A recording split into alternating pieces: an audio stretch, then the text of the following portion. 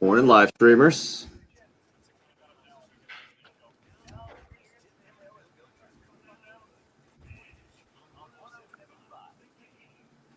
You're up.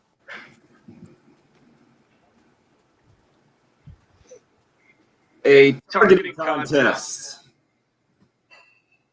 with a little football sprinkled in last night. Louisville, Ole Miss didn't quite get 5 straight great nights of college football. We got 4 of them. Thursday, Friday, Saturday, Sunday. Fantastic. Florida State and Notre Dame capping it off on Sunday night.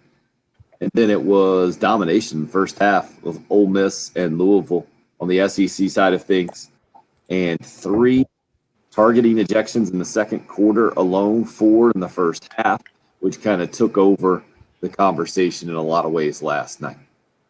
Hope your morning's off to a good start. Welcome into the Tuesday edition of the early game. We're in college football season, and we got plenty to talk about. Bill, what do you make of the rash of targeting ejections last night? Because it had a lot of people talking about it, a lot of people upset, I think, at the college football targeting rule and how punitive it is. I saw the word penal out there as well. How there is really no gray area like a flagrant foul in basketball, for instance. And I think that's the most common refrain that I saw out there. Hey, can we tweak this a little bit? Because there are obvious, really, really bad hits that deserve ejections. And then there are obvious football plays that end up being targeting because of gravity. And unfortunately, guys get kicked out and penalized because of it.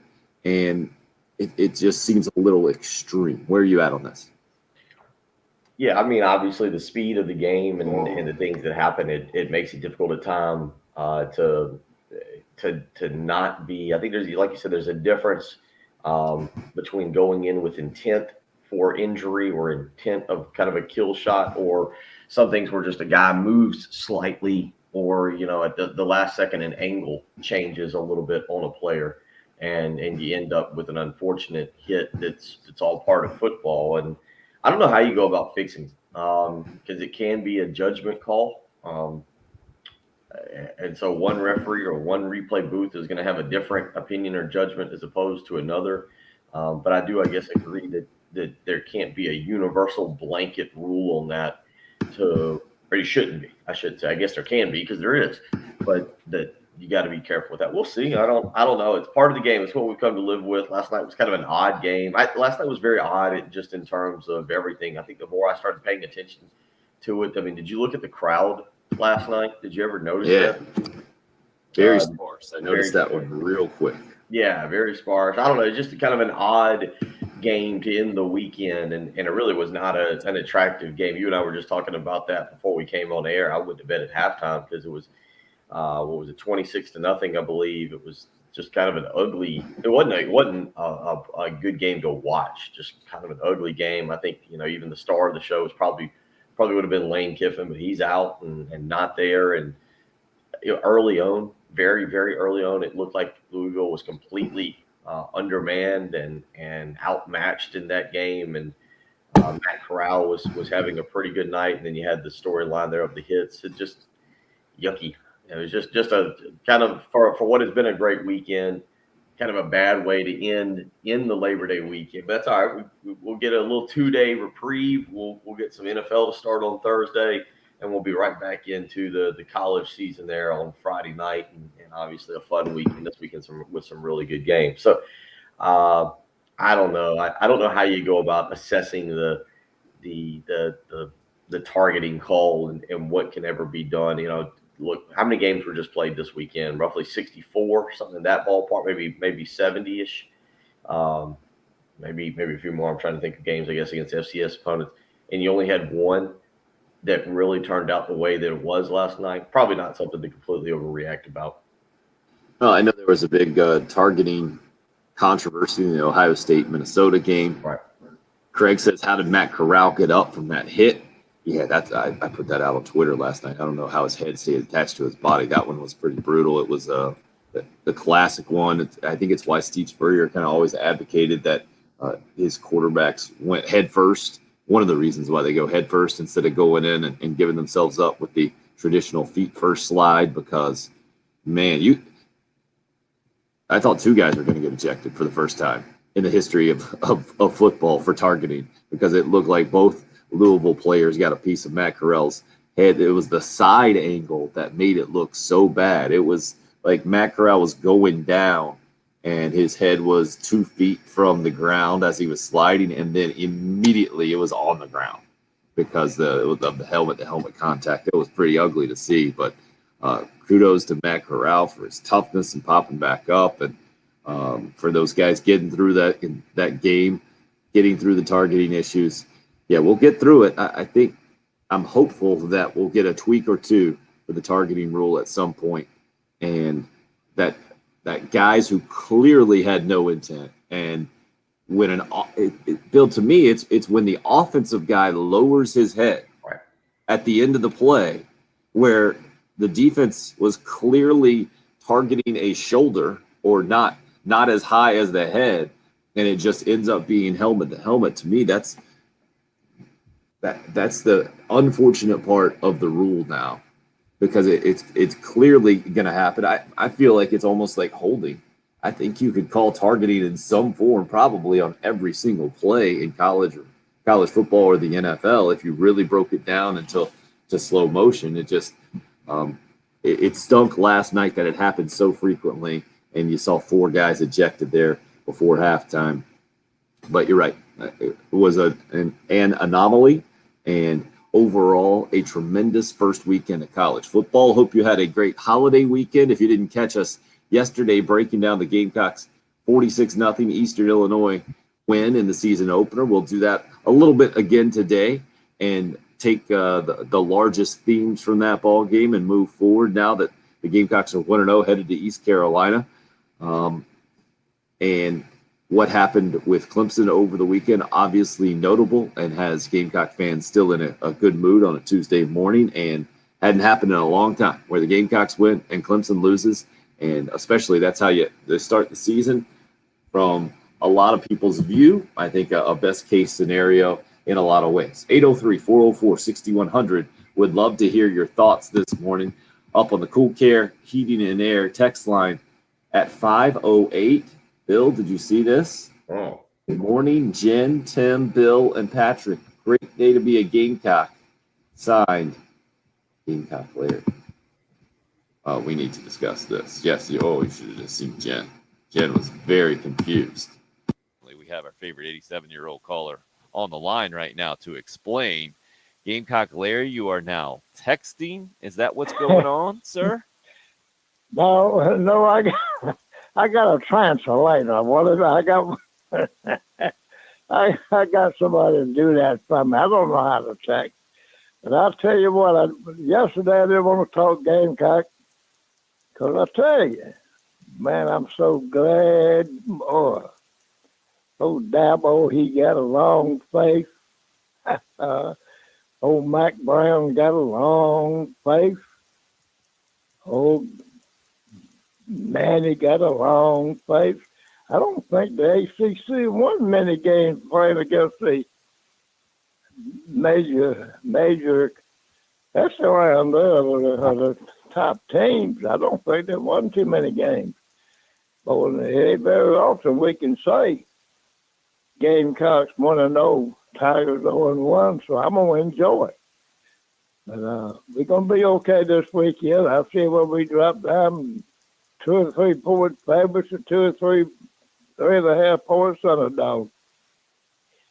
Go ahead and make us underdogs in every game we play. So every game when we win, we'll be an upset. We'll upset so-and-so, and we'll wind up with at least 7 upsets and 5 losses. But like I say, until I'm proven different, until we lose one, 12-0 and go Gamecocks. How you doing, Bill, Tim, Jim, Patrick? Talk to you later. I'm going to hang on here just a second, see what you got to say about me, because my radio ain't working too good. All right, if that's Gamecock okay Larry. with you all. We'll allow it this morning. Good to hear from you. Glad you're feeling good. Lester says Larry's more excited about Clemson and North Carolina losing. He's pumped up. No doubt he's pumped up. He should be. Again, that was part of the challenge yesterday, is to put Carolina's win in perspective against a bad Eastern Illinois team, but also to acknowledge the fact that, hey, Gamecock fans haven't had a whole lot to celebrate, and you should celebrate a win. You should celebrate anytime you win, but especially with Clemson losing. And Bill, what do you make of the ACC overall? What Gamecock Larry is saying, he's talking about all the losses. And Louisville added to him last night. It was Miami getting blown out by Alabama. It was Clemson losing to Georgia. It was North Carolina being ranked number 10, losing at Virginia Tech.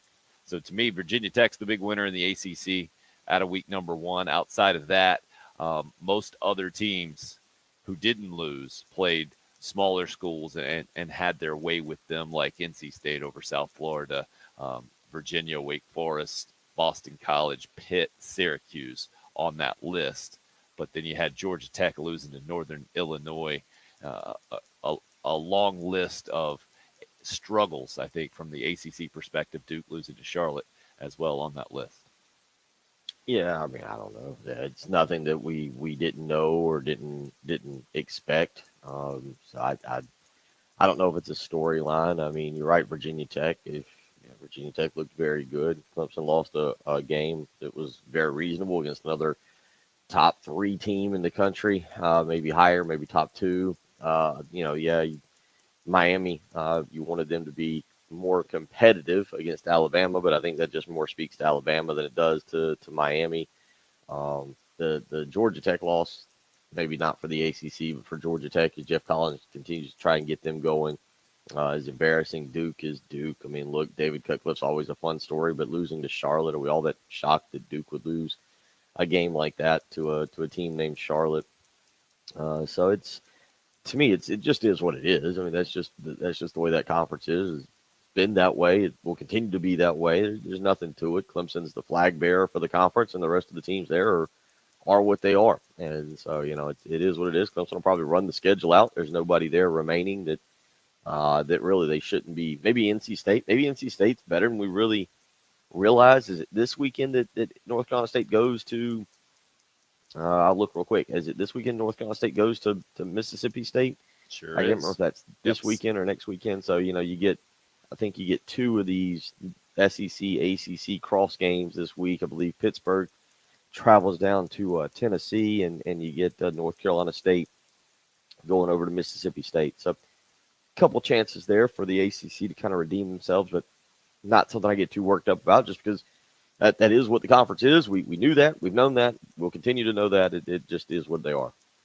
Mississippi State, by the way, needed a comeback from down 20 points in the fourth quarter to beat Louisiana Tech by a point.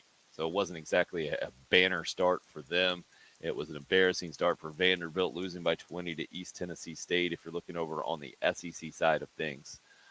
Other than that, I'd say a relatively solid start outside of LSU and UCLA for the SEC. How would you evaluate the SEC start overall, Bill? Yeah, I mean, you're right. The LSU game was a prime time. LSU wasn't really competitive in that one, 38-27. I was reading yesterday, apparently Ed Orgeron was going around and challenging video people in their sissy blue shirt. What do you mean by video people? I think it was just a fan, wasn't it? I don't know. It listed that guy as being. I could be wrong. The CBS article or Sports Illustrated article I read said the reason the guy was there and shooting the video was he was doing it for UCLA, like just, I guess, it was documenting LSU arriving to the stadium. I'm not sure exactly what that guy's role was. I'll have to go back because it listed his name and had an interview with him. But I read that he was there. It sounded like he was working for the university here, but maybe I'm wrong. But anyway, the point being, yeah, that one's a bad one. You're right, Mississippi State having to rally there in the fourth quarter. They were down 34-14 and having to score, and then I believe they blocked the kick, or I'm not real sure exactly. Did you see the end of that game? I don't know if they blocked it or if it was just a really bad kick from Louisiana Tech, because it looked blocked, but then as I watched the replays, I didn't see where Mississippi State got a hand on it. So you had that. a field goal in the final seconds to potentially win it for Louisiana Tech. Is that what you're saying? Yeah. So it's funny. Did you see yesterday the great people at the SEC shorts? Have you seen that? I did not. You've seen the SEC shorts, but they've put out put out their video. It was basically the driving test for every SEC team, the opening game driving test. So like South Carolina's, the guy who always does it gets in. He's got a South Carolina jersey on. He gets in the car, and the driving instructor looks at him and goes, all right, you know how to start your 2021 college football season? And the guy wearing the Gamecock jersey has his phone up, and I guess he's got an app, and he says, yes, start graduate assistant quarterback. And he hits the little button on his app on his phone, whatever, and it says, you are good to go. And the driving inspector says, didn't think that was going to work, but okay. And then I think with Mississippi State, he's kind of like he's trying to have him park. And the guy goes, I can't do it. I just can't go straight forward. I can't go forward. And the driving instructor says, just act like it's the fourth quarter. And he goes, oh, and he just zips right on through. You need to watch it. If you haven't seen it, it's pretty funny. The one for Kentucky, I think he says, okay, we're coming up on a 3rd and 7. Let's just run your typical halfback draw and get out of here. And the driver speeds up. He goes, oh yeah, we can pass now. The driving inspector goes, oh, very nice, very nice. So it's worth taking a look at. Very funny this morning if you get to the office. But yeah, I mean, look, it's not like the SEC played a ton of great competition this weekend. We'll see them. Auburn plays Penn State in a few weeks, and what is it again? Mentioned Mississippi State and North Carolina State this week. North Carolina State maybe the one team for North Carolina State, Virginia Tech. I'm kind of interested in seeing their development over the next few months. If you're looking for other examples of SEC struggles, Rice was up 17-7 on Arkansas in the third quarter. Arkansas came back and won that game pretty handily.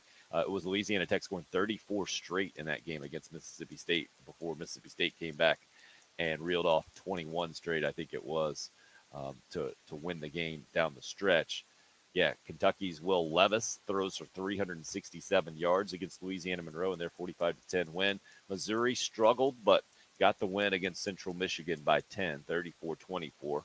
Auburn with no problem over Akron, 60-10.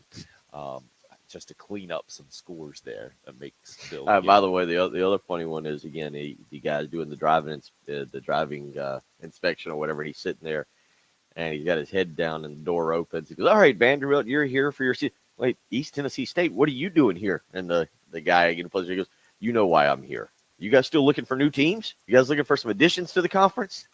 So it's worth it. If you got about 5 minutes this morning, when you get to your office, if you're not inclined to start working right away, look at the new SEC Shorts video. They do very clever, and this week's very good as well. Just getting rolling here. 803-404-6100. If you would like to weigh in, love to have you via the Love Chevy phone lines or Cool Care Heating and Air text line. Also up and rolling on the live video stream sponsored by Buford Lending. We've got Facebook, YouTube Live, Twitter going as well. The station handle at 1075 The Game. Good morning to all you guys on there. Lester, Chris, Anthony, Craig, Travis, John, David, LeVar, and DC. College football season is here and it feels good. It's the early game. It's 1075 The Game. This is South Carolina head women's basketball coach Dawn Staley. Into the home of the Gamecocks, WNKT FM, Eastover, Columbia, 1075 The Game.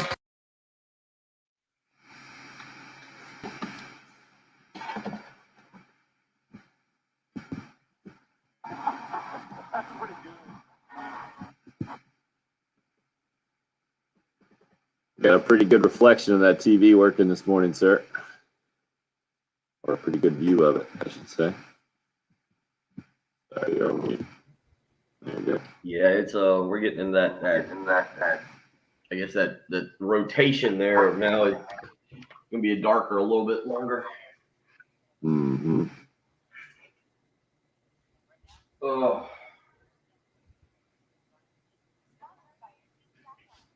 You guys can see what Bill does when he walks away. Platform makes it easy to attract the screen. All right. Well, I think I got my final good sunburn of the year yesterday. Nice. So it's good to have goals. Ugh. I didn't think I'd get that. It was nice. It was nice. Went and got in the float and floated around the lake and went to soccer practice last night. Hey, you remember the old? I guess because I just saw it. I was coaching Austin last night. He was just at the other side of the field. Like I was on one end working with some kids, and I looked down, and he's kind of goofing around. He was being serious. He just wasn't doing what he needed to do. So I yelled down at the field for him to kick it further. Do you remember the old Will Ferrell bit where his son is on first base? He's in the stands watching youth league baseball, and he's yelling at his son to get own the bag. Have you ever seen that one? Mm-mm. I think Gotta so. look that up. Own the bag before I come in there over there and pummel your face. And all the fans, all the parents around him are like, Todd, just please own the bag for your dad. You know, you need to go back and watch because I had to turn around and look because there was a couple parents. I turned around and I was like, I swear I'm not Will Ferrell from yelling at his kid. I love my kid. He'll do just fine. But I realize my voice can carry a little bit better.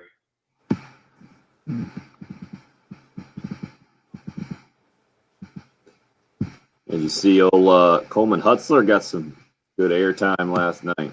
Yeah, he was the designated coach to talk to the officials.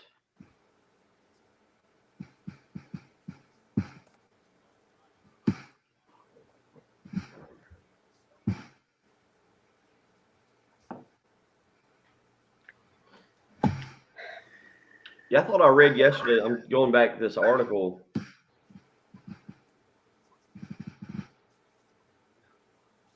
Maybe I misread it. He was just The way I read it was a reference back to when Orgeron was the interim coach at Southern Cal. He said that they were gonna have UCLA in there and lock the gate, and so this guy brought it up, and that yeah, that's exactly what it was. But I thought I read the reason the guy was there was he was just filming, like he had to film the LSU coming into the stadium for. But maybe I just misread that. I read that he had his kids there. Yeah, he did. Yeah, because his daughter apparently was like, is he that thin skinned? Maybe I might have misread that. Just I thought he was doing something for the university, but Good for UCLA for leaning into the sissy blue. It's good stuff. oh yeah.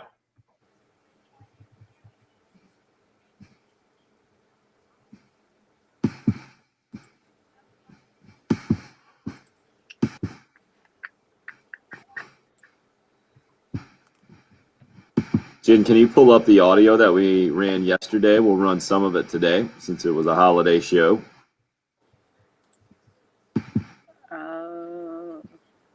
Yeah. Let's see. That's stuff over here. Oh no! Wait.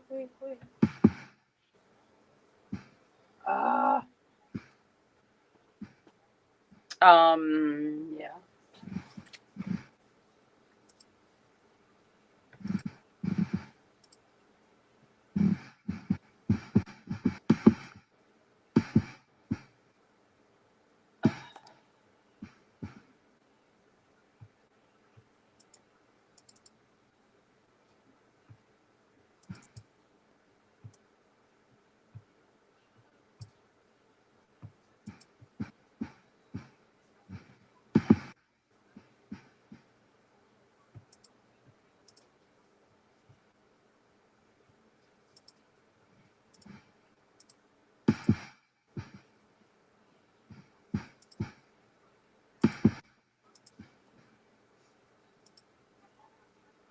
Yeah, there was an inordinate amount of fast food chains yesterday that were closed on Labor Day. I was kind of surprised by that.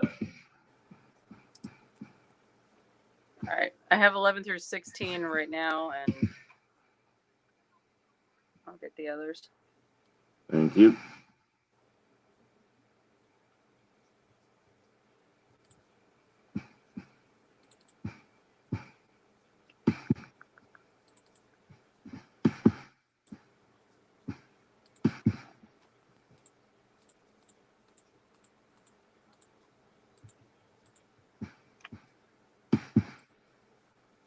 other than walking the little dude to the park.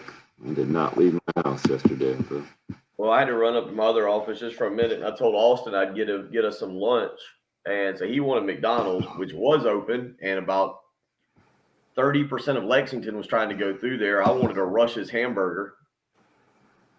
We're about to head back in. Rush's was closed, I think, and then just as I came out, was going down the middle of Lexington. Not that I was going there, but I noticed Captain D's, I think, was closed, or whatever the fish place is, whatever the fast food fish place is in Lexington next to BB&T, Jen. I can't remember. I think it's Captain D's. Yeah, the Long John Silver's is with the. I ended up just coming home. All right, I have all the cuts from yesterday. let's come back with a play-by-play, please. Whatever one you want to go with, School of Ninja.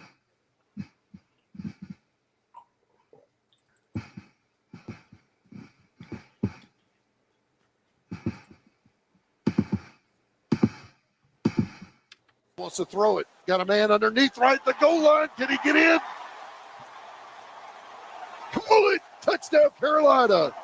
Touchdown, Nick Muse. The second of his career. It's from 4 yards out. To it. Assistant Zeb Nolan gets his first touchdown at Carolina. Todd Ellis on the call for Learfield Sports. You heard it right here on 107.5 The Game Saturday night. The Gamecocks, a 46-0 winner over Eastern Illinois. What does it mean, I guess, is the question that we'll continue to ask and mull this week. I think overall what it meant for me as I take away talking about it 3 days yesterday morning, Bill, with you, is it was a celebration of Gamecock football and took care of business how they needed to take care of it.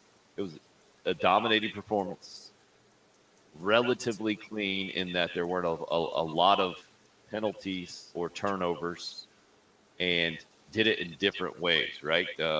Defensively, especially kind of leading the way, special teams with a couple of block punts. So you had the first shutout since 2008. You had the first block punt since 2014. But keeping in mind that you should have had some firsts against Eastern Illinois. Not a good team. Didn't even play with their starting quarterback. So I think that leads us now to week number 2, where East Carolina is a 2.5-point favorite at home against the Gamecocks. And this weekend, I've seen it on social media that it might define the season. Where are you right now with South Carolina and East Carolina, Bill, as we sit here on a Tuesday morning ahead of this Saturday noon game? Intrigued, excited. I mean, at least right now it's fun to have some excitement after the first game of the season. What, South Carolina lost the opener in 2019. Sad. Had lost to a North Carolina team. They were favored by double digits. I think they were a underdog last year to Tennessee in the season opener. I think maybe 3 points. Maybe we were a favorite by 2. I can't remember.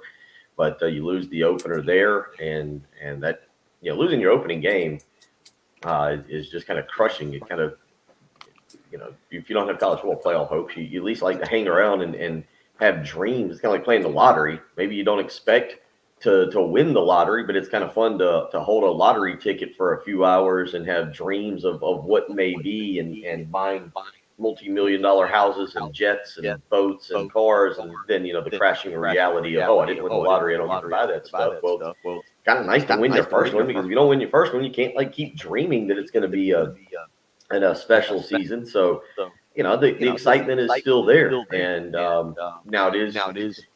Look. We've talked about it. We'll talk about it all week. As I glance around the internet this morning, it looks like the line is still East Carolina -2.5 is where this thing seems to have settled in on. Having Stephen Igo and Brian Edwards on a couple weeks ago was the eye-opener for me regarding, all right, what this East Carolina game could be. And we all kind of agreed probably South Carolina would be a favorite, but anywhere from 3 to 6 points, not the underdog. So, again, a lot of like at least intriguing things, but the fact that there gets to still be excitement is the fun part of that, and that it should be a good game this weekend. And we get to see this program take a step up in competition. All right, you handled an inferior opponent like you're supposed to defensively. You only allow 109 yards. It's exactly what you're supposed to do when you play somebody that is that inferior. Now it's a step up in competition. You win that one. Week 3 is another massive step up in competition, but you got to win week 2 first. So I'm excited. I'm interested to see how they'll do. We'll see if it's Doty. We'll see if it's Noland. We'll see if Kevin Harris is back there. We'll see if this defense is, continuing to take steps, make strides, or if it was just a incredibly inferior opponent. So I think it intrigue, excitement, all those little things that come along when you get to be 1-0. Eddie says, explain to me like I'm a 6-year-old why East Carolina is favored. Bill, We don't know. I can't answer that. I mean, other than it's a home game or Vegas thinks South Carolina, it's clear that Vegas, which is understandable when you win 6 games over a 2-year period. Vegas probably has maybe the quarterback situation. Maybe they continue to doubt South Carolina. Understandable. That's no problem. But I don't have it. It doesn't come with a write-up of, well, this is why we have this game the way it is. So. Well, and what I'm seeing is, too, it's kind of what I saw on social media. What I'm seeing on Action Sports Network this morning is that the Gamecocks actually opened up a 1.5 favorite, and then it swung real quick. So apparently the early money went to East Carolina. If I'm going to explain to you like you're a 6-year-old, when they originally set the line, then the betting determines how that thing moves. And apparently there was some early money on East Carolina. I think the easy explanation, though, simply is that South Carolina is not impressive from the Vegas perspective. With 3.5 wins on the season total, the over-under, to me, it's this one and or Troy that Vegas was a little concerned about Carolina winning, because I think for those of us around here that are used to Gamecock football taking care of business against smaller schools, and I know there have been exceptions through the years, don't get me wrong, but when you go through a schedule, typically you go through smaller schools and you check them off as wins, right? This year was Eastern Illinois, it's Troy, it's East Carolina, and then you got Vanderbilt hanging out in the SEC, and that's how you chalk up 4 wins real quick if you go through the schedule. But when Vegas put it at 3.5, obviously they have a different take. Doing it on the road at a 51,000 capacity stadium in Greenville is interesting. I know Carolina went up there way back in the Anthony Wright days, the last time they made the trip there. So it's happened before. There's always, I think, from East Carolina's perspective, and typically this is more in the state of North Carolina, like against an NC State, against a North Carolina Duke, or anybody else in that state. I think there's the rivalry kind of taken on the shoulder, the chip on the shoulder. We are better than you give us respect for, and we're gonna show you kind of thing. I don't know how much that exists with South Carolina and East Carolina, Bill, but I know that Pirate fans are looking forward to this thing. I think Gamecock fans watched the Appalachian State East Carolina game, and you said, hey, this doesn't look too tough. This is about what you expected from East Carolina. I guess I just don't know what Vegas saw in that game necessarily, or is taking from last season. Maybe they see the last 2 games that East Carolina played last year, where they thumped Temple on the road 28-3. They put up more than 100 on SMU and win that game 52-38, and say, hey, South Carolina didn't show anything like that outside of the Auburn win last year. And East Carolina had more coming back, has more proven, I guess, especially with the Luke Doty quarterback situation going into this Saturday. That's the only thing I can think of, Bill. You? And they may be factoring in. This line may be built in with the expectation that Luke Doty will be the starting quarterback. It'll be his first start. And, South Carolina's offense wasn't all that impressive Saturday night. You had nice runs from Zaquandre White that was 63 yards. You had a play here and a play there.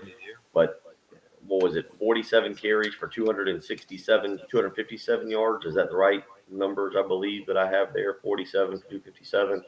But if you take the 63-yard run out of it, those numbers are even less impressive, 46. But if you added up the other 60-yard touchdown run that got called back from Jaheim Bell, then it would be it's different.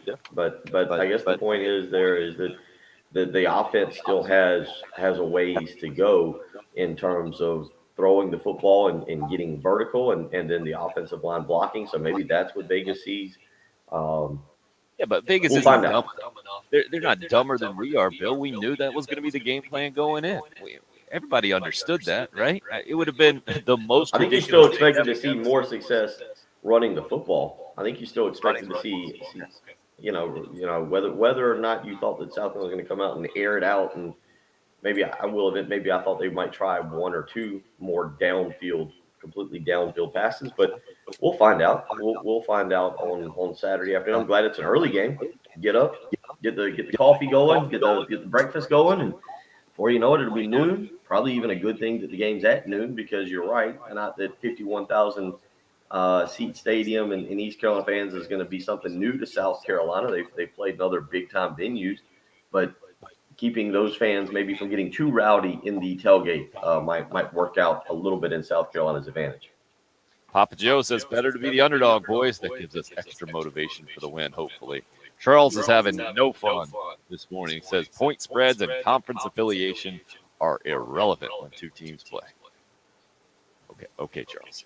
Steven, on the Facebook live stream, did Gamecock Larry ever hear from Wes Mitchell at Gamecock Central? Oh, yeah. I guess that was Friday's triumphant social media story, I believe.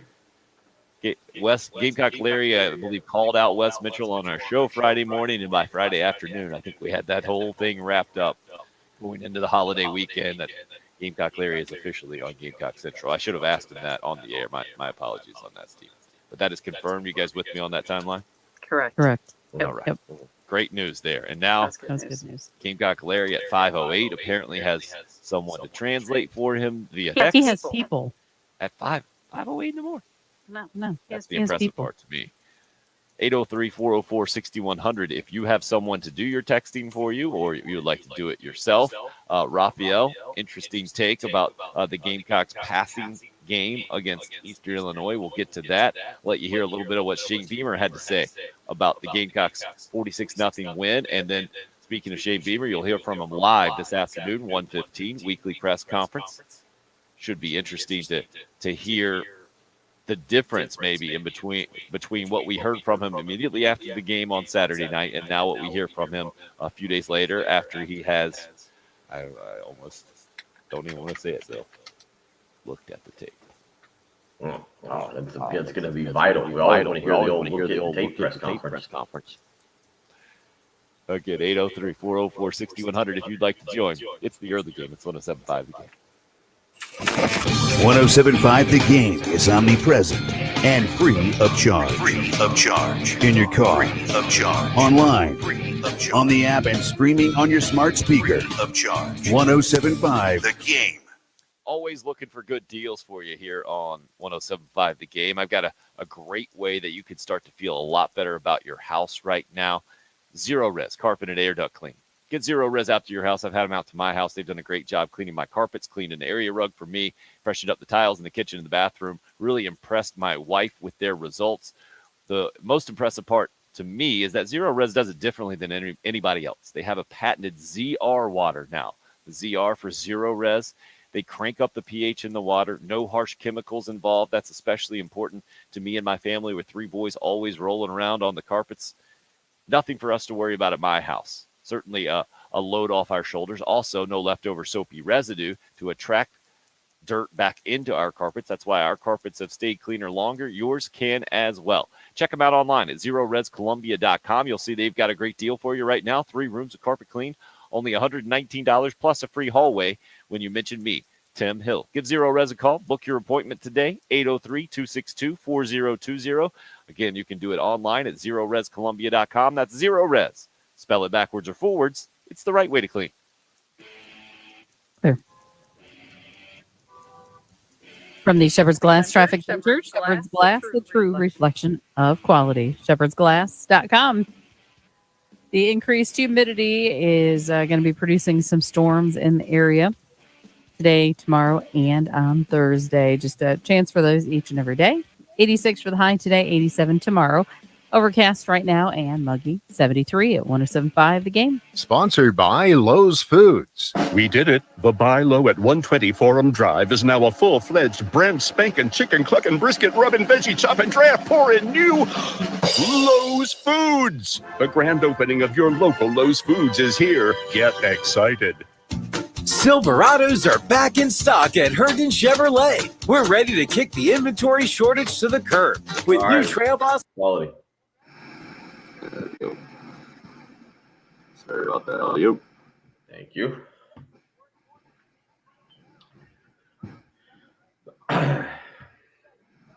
Yeah, Craig, I don't know. It's interesting you talk about that spread. I don't know what Vegas expected, or I mean, I'll never forget my first real introduction into the gambling world, I guess, was I think 2002 2002. Does that seem right, Tim? South Carolina went up to Virginia. That was the Corey Jenkins year. I think that's right. Yeah, went up to Virginia, and Virginia opened as or South Carolina opened as a 4.5 point favorite over Virginia. I was in college, so I was I think I was only like 20. I wasn't 21, but I went up there with some buddies, and we're driving up there, and somebody's like, "Oh man, South Carolina's only a 4.5 point favorite." You know, back then $100 was a lot, so we were all like, "Oh, we'll go in. We'll put $500 on it." So 5 of us. We thought for sure South Carolina would win by double digits. Needless to say, they did not. They got beat by 13. So, I've always Was that the Matthew Thomas kickoff return too? Randy, that was 34-21 up there. South Carolina, I think, had like 5 turnovers that night.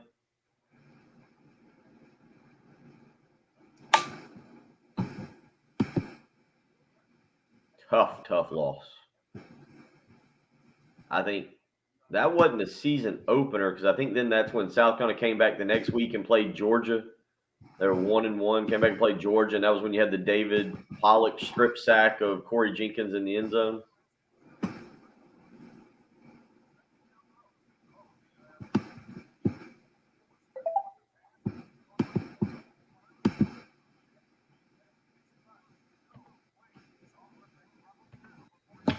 Yep, that was Craig. That was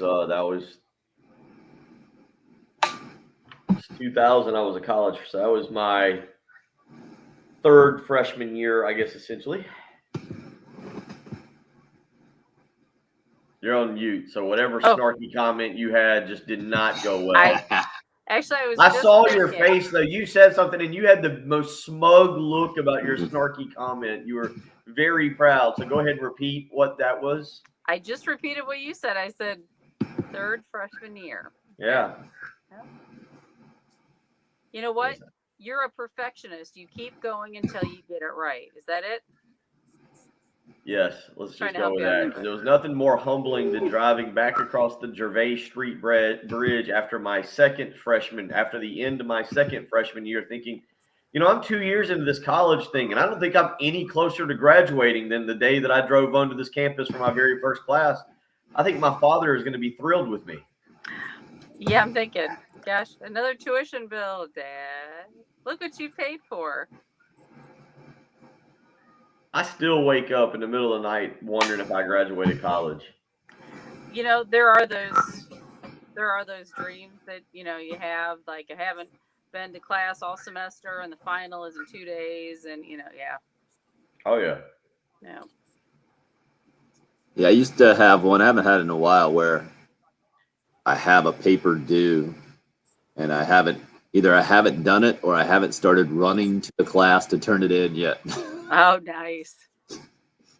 Yeah. Yeah, you wake up in a cold sweat on those. I definitely got to the point in college where I just wait until the middle of the night before to do it. Oh, super. How big a procrastinator I was. Nice. Like, let's just play one more PlayStation game. Come on. We got time. Yeah, that class isn't until 10 a.m. I can start at 7 a.m. Easy. We're heading back in.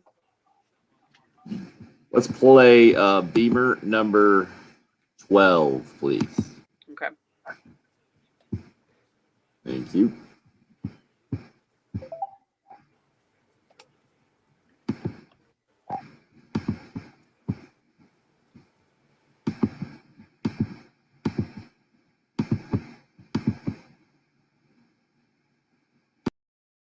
are just, some dumb penalties out there, just some dumb stuff that will get you beat if we don't clean it up and get it fixed. I mean, we got Jaheim pops a long run and on a belly play right up the middle, and we got a holding penalty on the perimeter, which is unbelievable.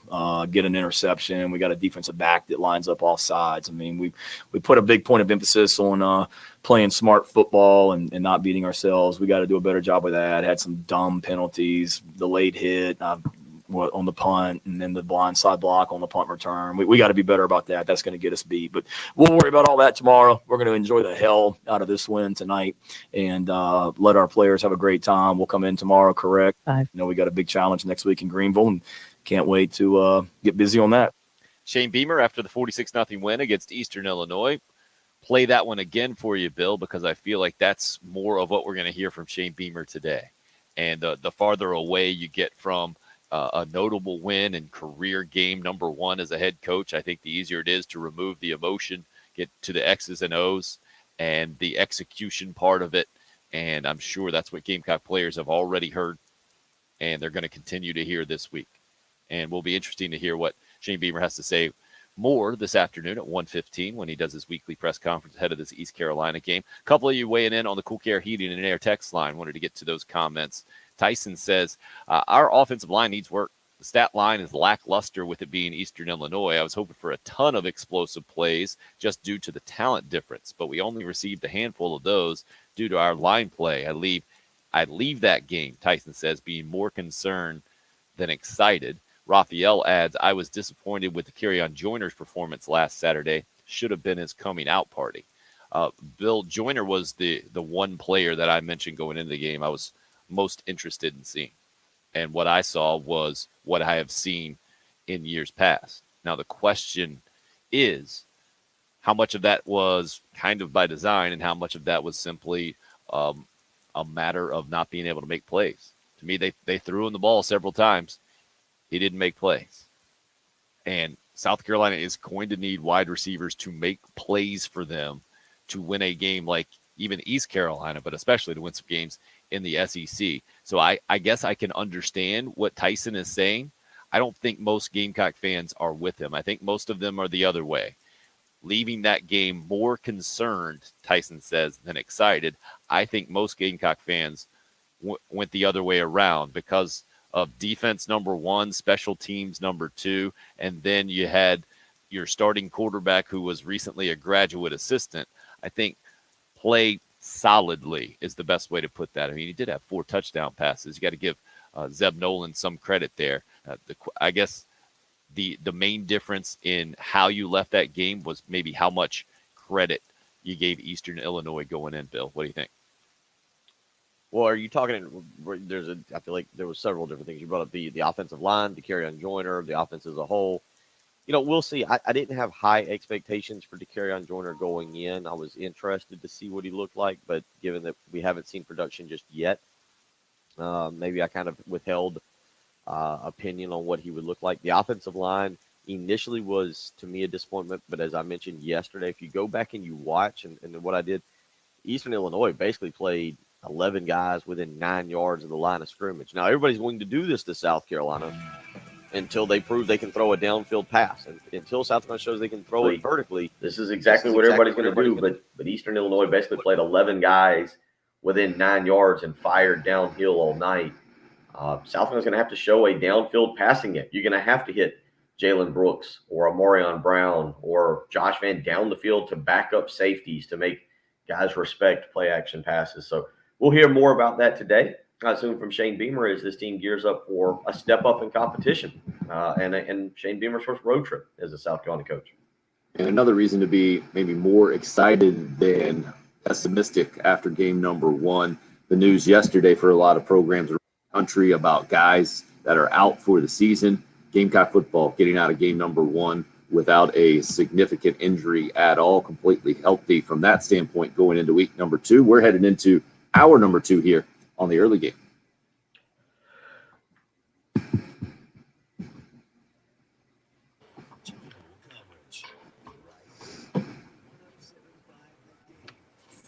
All right.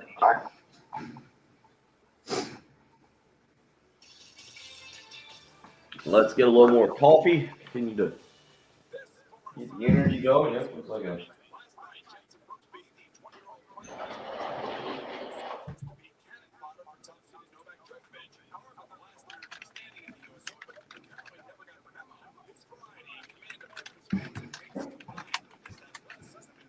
get off the roof. We got Turks and Caicos and St. Martin yesterday. People were weighing in from. Also, West Virginia. Any of you guys who weren't weighing in yesterday, you guys get anywhere for the weekend holiday? Love to hear about it. I got quite a Labor Day trip to Turks and Caicos. I got about 10 miles away to my in-laws. Pretty There you crazy. go.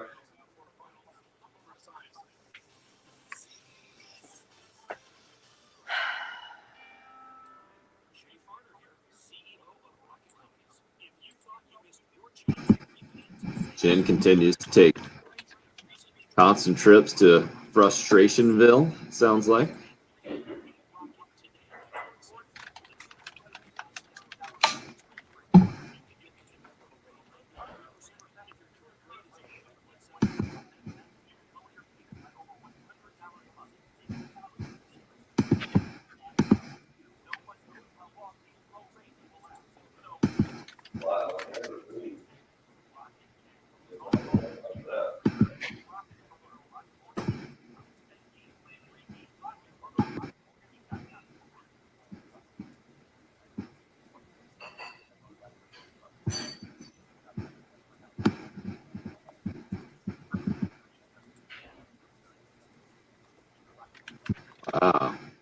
Pitt opened as a 1.5 favorite and has gotten to as much as 4.5 over Tennessee.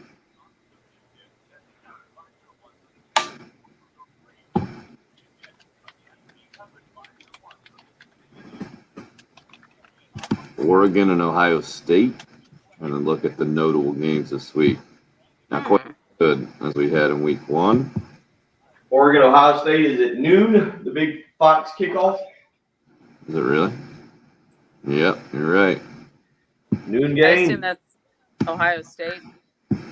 Yeah, but I mean there was an article on that about the body clock game. Mm-hmm. Are you in or out? What's your goal here?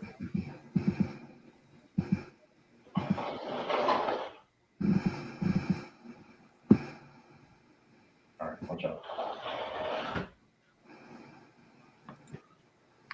Boy, how about Randy Edsel, huh? Wow. Yeah, so did Connecticut think their program was so good that just didn't need him hanging around if he was going to? I mean, how embarrassing. How embarrassing is that? Hey, guys, I'm going to retire at the end of the year. Don't worry. This is a mess. I get it. You don't have to worry about me the rest of the year. And they're like, no, we're done. Go ahead. Yeah, might be time for Connecticut to take it on back down to the FCS level. That was a fun run while it lasted, but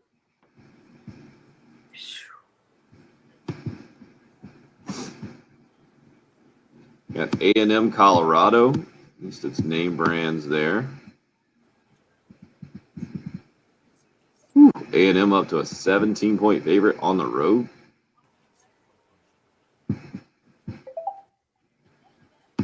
I hadn't really looked at spreads this week. Just checking them out right now. Doesn't look like there's an SEC game worth a dang. Yeah, I think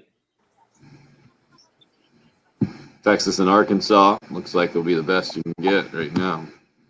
so. Let's see. Wow, this is Coastal is a 26-point favorite over Kansas. Wow, that's nuts. Really?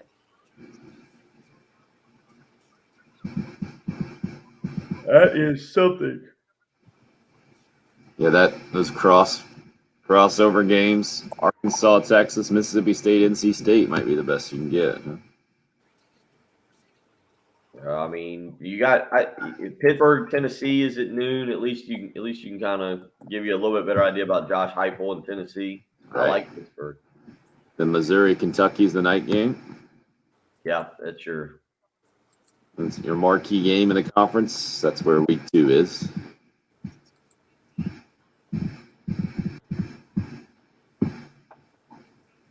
Yeah, and your other big game of the weekend, Iowa State is a 4-point favorite over Iowa. Game day. Yeah, that's what game day is. North Carolina State's a 2.5-point favorite at Mississippi State. I kind of like North Carolina State there.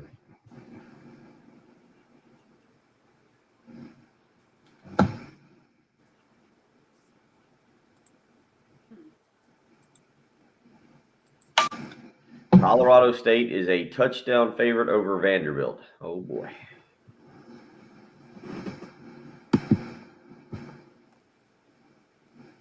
Wonder what currency they bet in Colorado. The plant-based, I believe. Plant-based currency. Kind of what I'm thinking.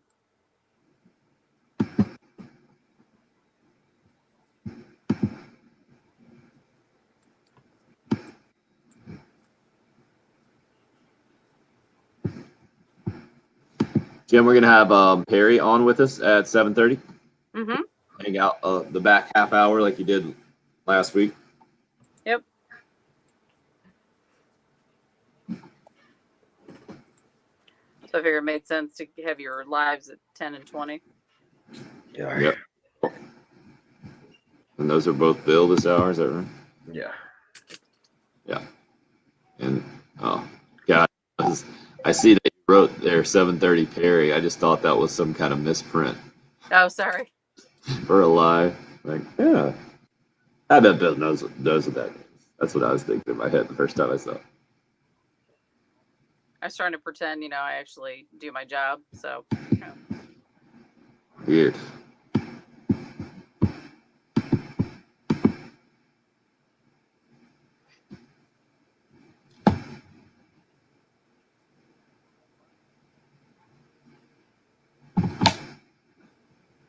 shortly I'll be editing the closing bed for Sport Court. So we make sure we've got enough time for you guys to finish out. Nice. Good girl.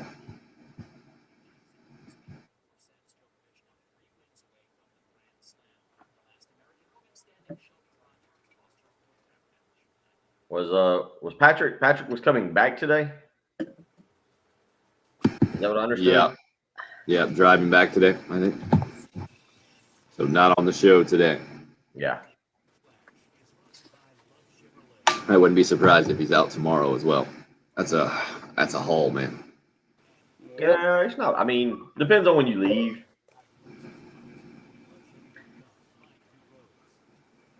Yeah. So it's drive straight through from Illinois. Well, he was in Nashville. Yeah. So 6 hours. 6 hours.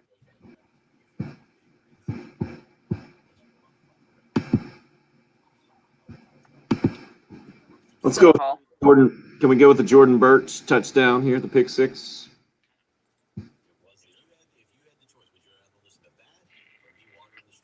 Yep. Thank you.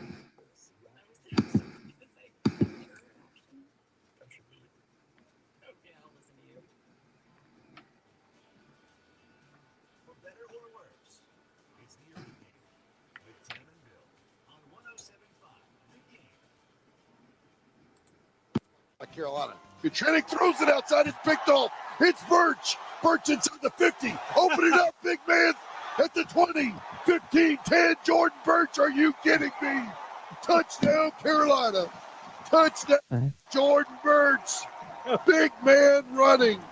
Todd Ellis on the call for Learfield Sports. You heard it right here on 107.5 The Game Saturday night. Jordan Birch, the former Hammond standout, one of the biggest recruits ever to the University of South Carolina, showing you why.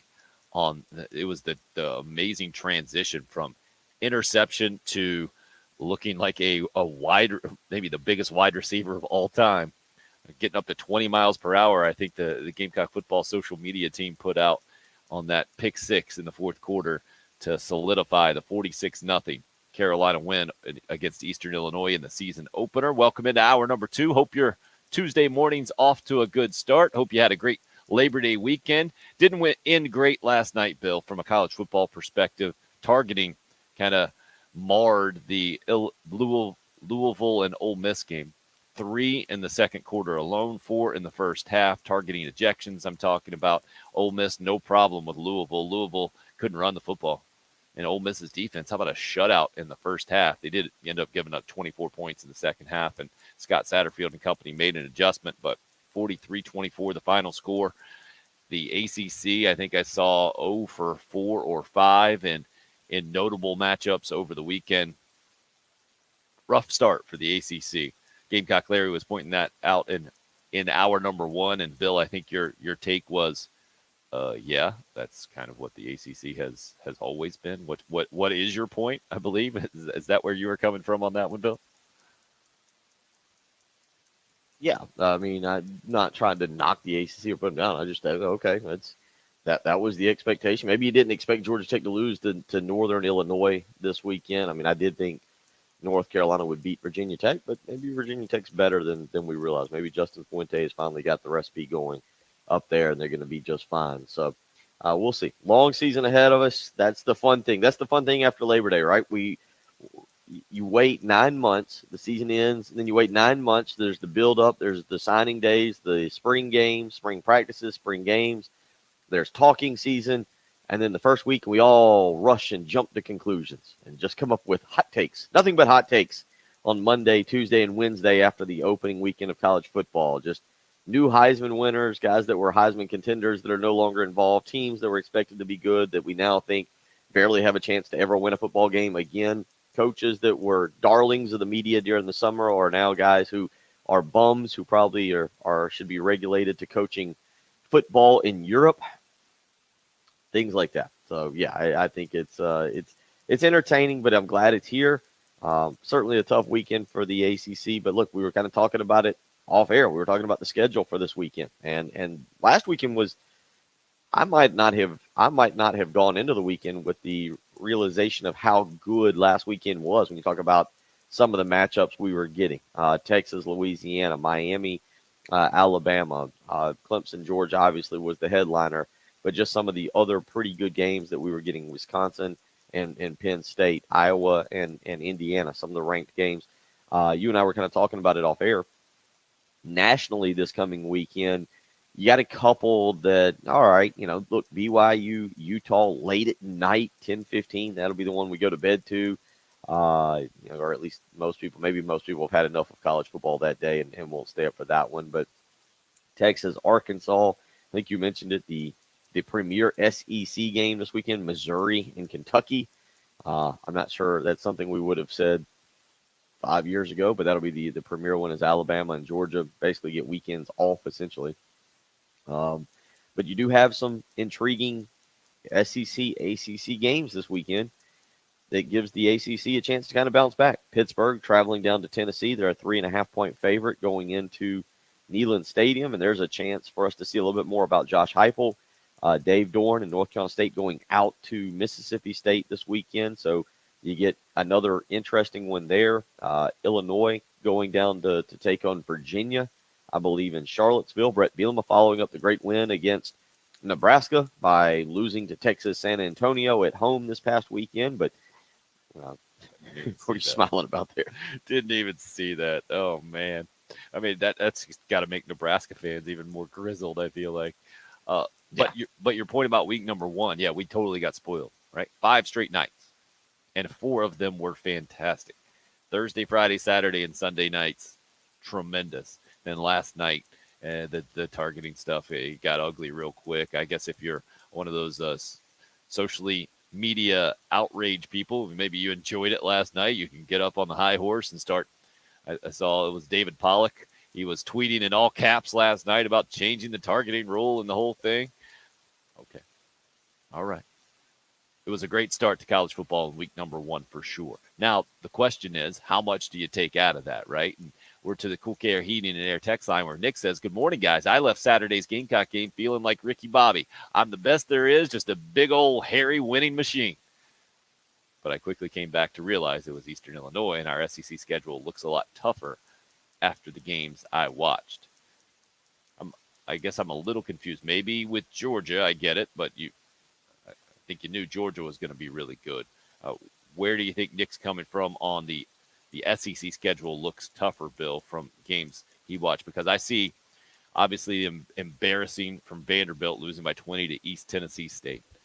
You saw Missouri struggling, and they only won by 10 against Central Michigan. I understand Central Michigan's not the largest cupcake out there, but that wasn't an impressive performance. Mississippi State had to come back from 20 just to beat Louisiana Tech. I know they're not even on the Gamecock schedule. I'm just going through the SEC there.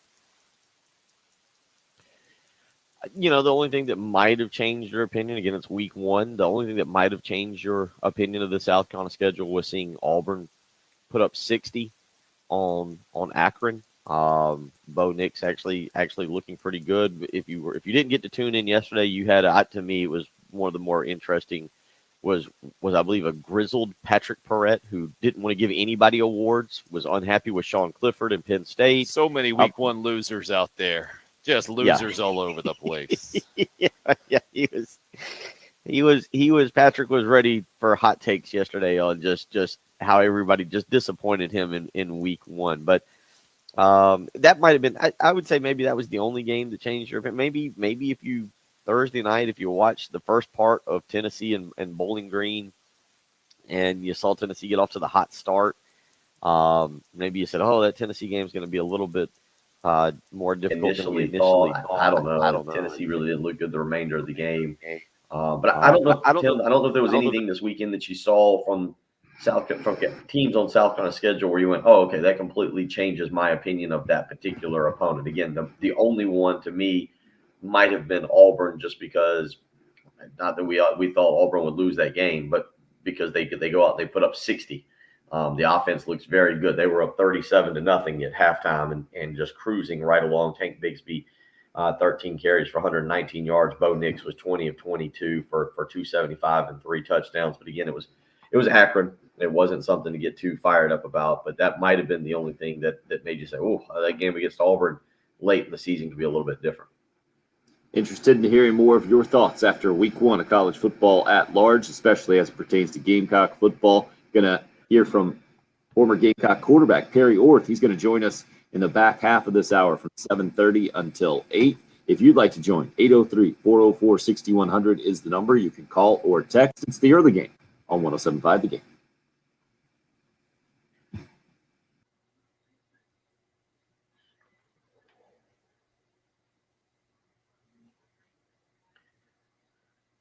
Labor Day has come and gone. I think, do we still count Labor Day as the end of the summer? Is that what everybody still does? Are we still doing that? It feels like in South Carolina, the end of the summer is more of like the middle of October. But only reason I say if you're doing that, it's time to start thinking about having your pool maintained throughout the fall and the winter. You don't want to wait until the very last second. You really don't want to wait until the spring when it's time to jump back in, only to find out that your pool is disgusting and it's going to cost a whole bunch of money for you to spend each and every week to get it clean. Just keep having it maintained throughout the winter. Call Corley Pool Solutions today, 803-445-8109. It will be cheaper. I can promise you this. I've talked with the experts over there at Corley Pool Solutions. It will be cheaper to keep having your pool maintained monthly so that when we get to the spring, it's ready to be used that first beautiful day when you and the family want to jump in, do some cannonballs, or work on your diving.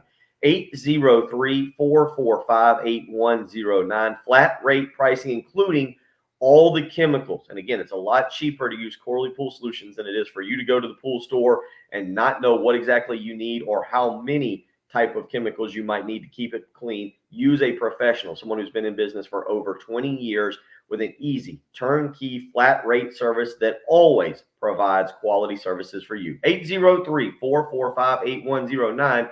Call Corley Pool Solutions today and get that pool nice and clean.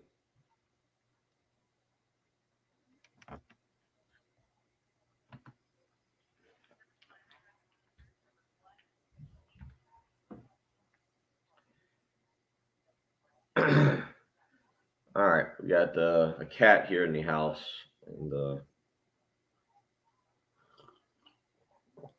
I feel like I should go investigate because I don't really like pets in my house.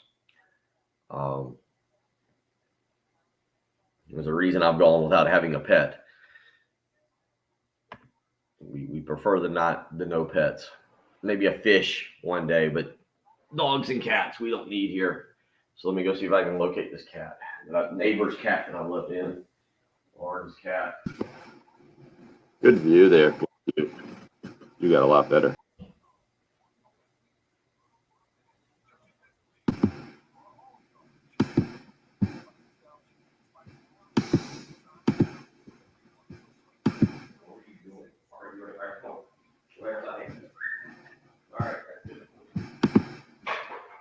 Looks like everybody's getting back into the swing of the morning routine. I go talk to my kids before they. Terrorize the upstairs.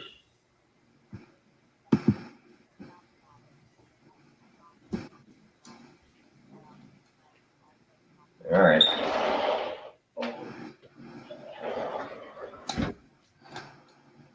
Let's see what terror the cat did upstairs. Good thing Bill has given us video evidence of that cat, because from our view where we can't see the floor, he could be totally making up any kind of cat drama. Exactly.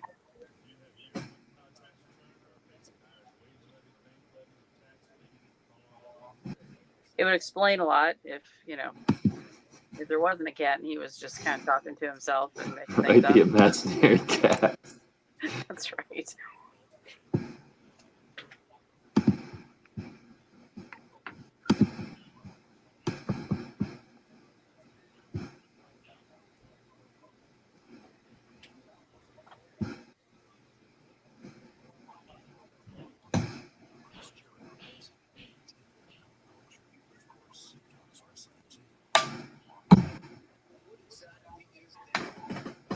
So let's come back with number 3, please. Okay. Thank you.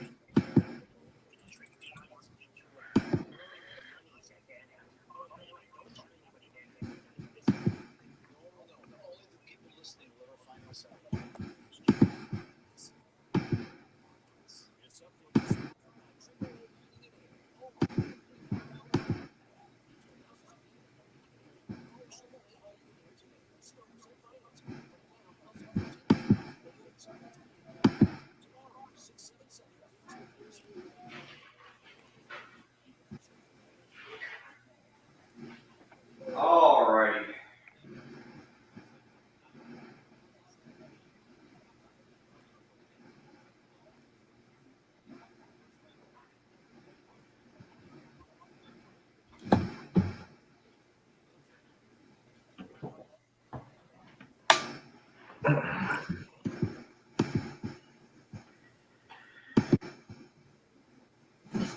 So, Chris, how does your daughter like South Carolina so far, besides from the cheerleading?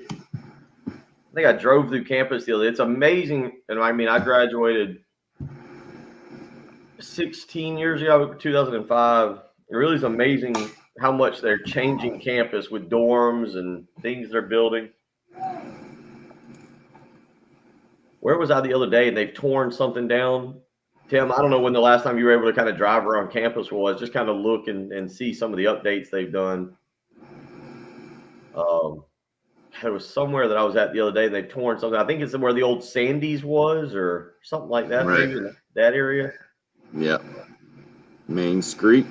I mean, I know what it was. I think it was where when we were there, you were there. And then of course, when I was there, you had what? You had 3 bookstores. You had the one on campus.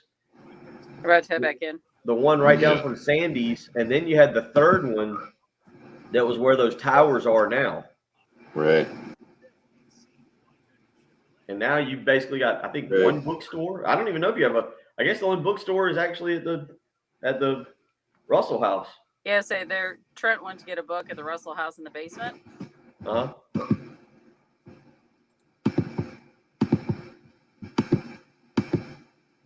Third down to call it 5. He's working off the right hash mark just beyond the 30.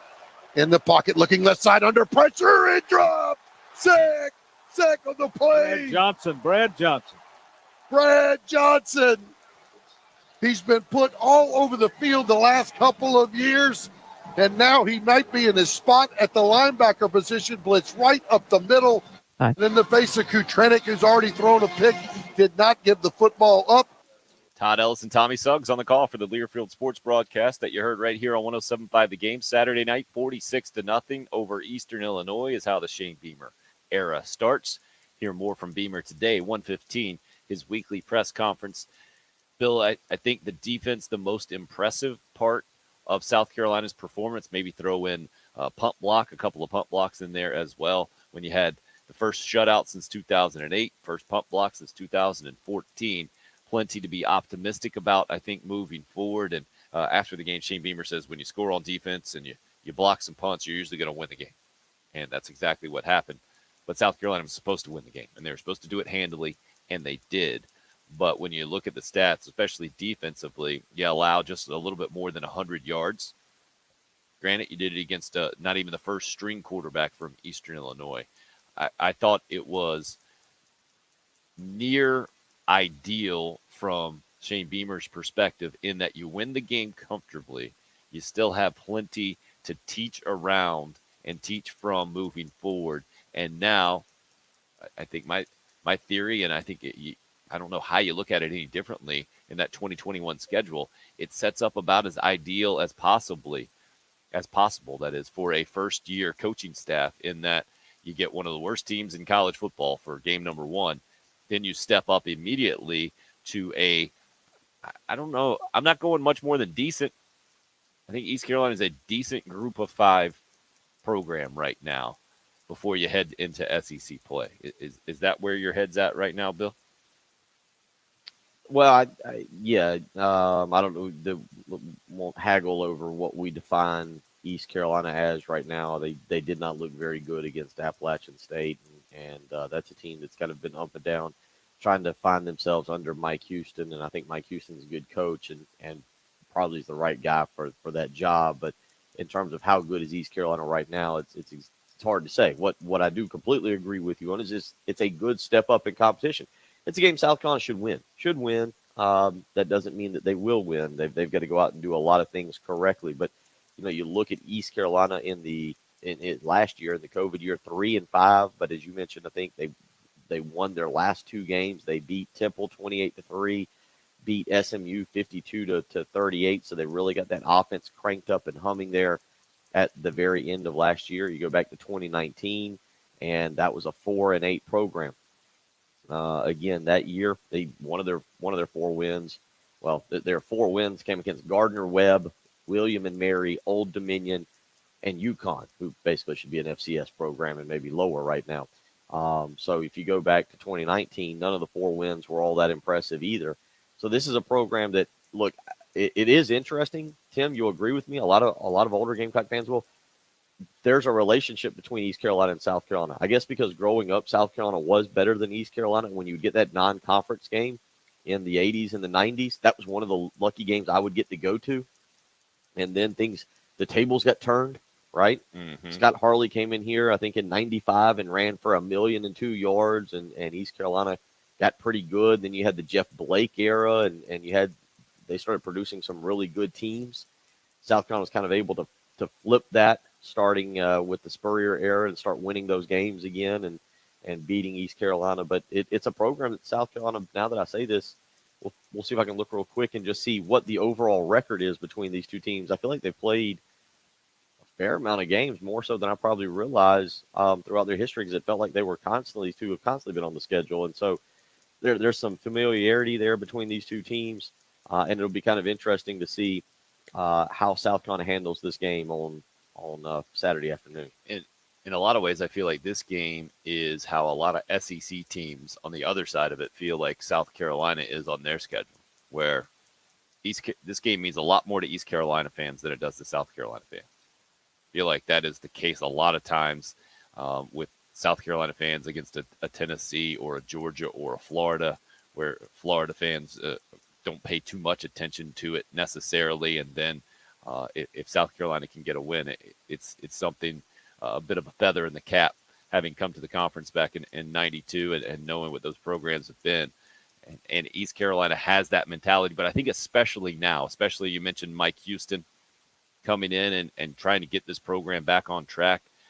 It was for years in a very steady place. And, you had Lincoln Riley as the offensive coordinator a couple of years as well.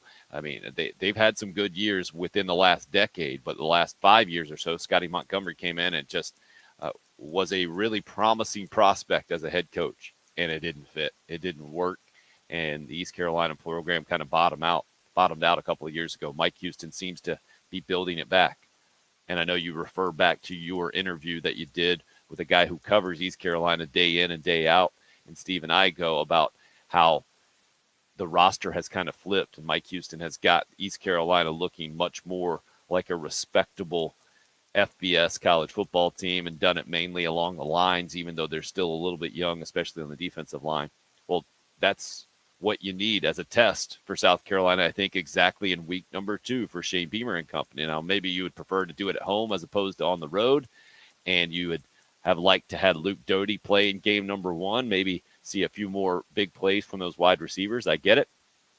But this is where South Carolina football is right now, going in as an underdog. I think this is where Shane Beamer has a chance to show some immediate growth in the program, and where that positive energy, the enthusiasm, has the chance to really materialize right in front of our eyes in guys making plays in a game at a critical time, where it's the difference between winning and losing. Bill, from that standpoint, it's a really interesting matchup, I feel like, for Gamecock football in week 2.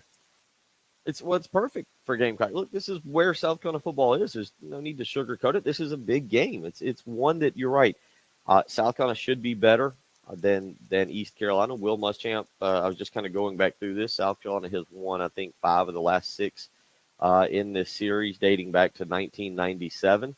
That would be the last year that South Carolina played up in Greenville. They won that game 26-0. They lost in 1999, 21-3. 4, 2011, 2012, 2014, and 2016. The last time the Gamecocks and the Pirates played each other. But you're right, from just a standpoint of continuing to rebuild this program, to climb out of the hole that it was put in, but also to find out what the 2021 version of South Carolina is. If hypothetical, South Carolina were to go up and win this one easily, control the game, win by 2 touchdowns, I think a lot of people come out of the game and say, man, okay, maybe we're a little ahead of schedule. Maybe we've got a little bit better chance of reaching that 6-win mark than I initially thought. If South Carolina goes up and is given a game, or it's close in the fourth quarter and South Carolina pulls it out, I think a lot of people go, okay, it's kind of what we expected. That there's still ways to go, and then unfortunately, if South Carolina were to lose, if they lose, you go, okay, this might be a little bit tougher rebuild than maybe we initially expected. But I think it does give you a decent barometer of where South Carolina is, both under Shane Beamer, but also where they are as a program right now in 2021. Yeah. And if you want to slap a title on it of season defining, I don't think I can put up a great case otherwise at this point for Gamecock football. Another reason why it is such a notable matchup this weekend noon at East Carolina. We'll discuss that looking ahead. Plus, I really want to review what we just saw. First time we got to see Marcus Satterfield's offense. First time we got to see Zeb Noland at quarterback. We've got former Gamecock quarterback Harry Orth joining us next. It's the early game. It's 107.5 The Game.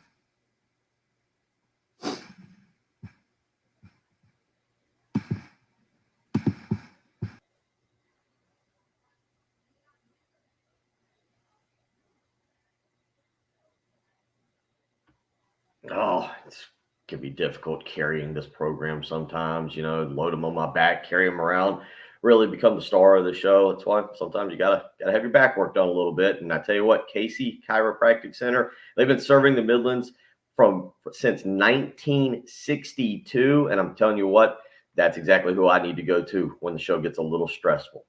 Dr. Roman Pate and Dr. Pate and Roman Cooper, they work well together. They know exactly what they've been doing. Their clinical team offers an atmosphere of caring and concern for the well-being and improvement of each patient's personal health. The dedication to offering the greatest quality of care has resulted in the addition of the latest cutting-edge technology in non-surgical treatment of both chronic lower back and neck pain. So you need to go visit the great folks at Casey Chiropractic. Dr. Pate and Dr. Roman Cooper, again, over 20 years of experience individually in the world of chronic back solutions, being able to work with you, again, on non-surgical repair, helping you improve, get better, and transform any issues you've got with your back or your neck into feeling a lot better and being able to move around. I'm telling you, I got young kids. I want to be able to continue to carry them around, get out and play football, play soccer, and have fun. That's why when I need anything, I go to Dr. Roman and Dr. Pate Cooper to help me. Over 21 years of experience each, 42 years combined. Again, chiropractic healthcare and non-surgical disc decompression, helping with lower back pain, mid back pain, neck pain, headaches, leg and arm numbness and pain. They take care of everybody, all ages. So give them a phone call today and set up an appointment. 803-796-2424. Again, that's 803-796-2424. They will file all major insurance plans. Anything you need, go see the great brothers at Casey Chiropractic. Again, 803-796-2424. That's Casey Chiropractic.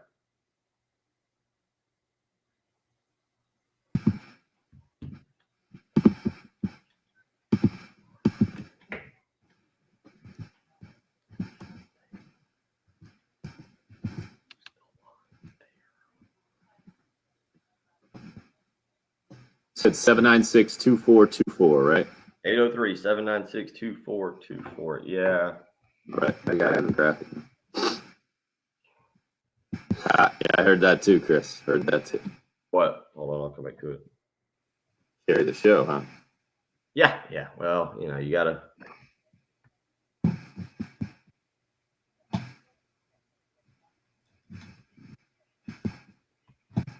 DC, I feel like that is a theme Monday mornings, maybe everywhere in college football.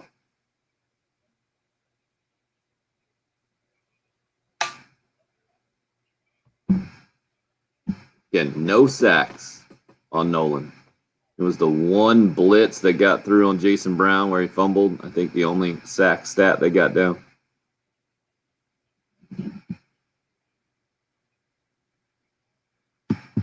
Oh, they're conveniently located next to Krispy Kreme donuts. Boy, they really should have put that part in the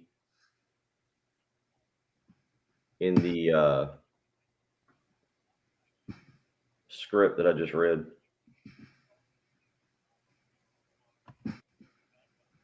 Yeah, that's right, Chris. I didn't say how I carry the show. It can be humor, lack of the English language. There's several ways you can carry a show. We have different definitions of carrying a show. Do what? See, I cause my coworkers to mumble under their breath, incoherent things. That's a way of carrying the show right there. I think I've almost, in 5 years, I feel like Jen at home probably just mumbles to herself and her family doesn't know what she's saying. They've been used to that for a long, long time, so it's not just you. Thank you.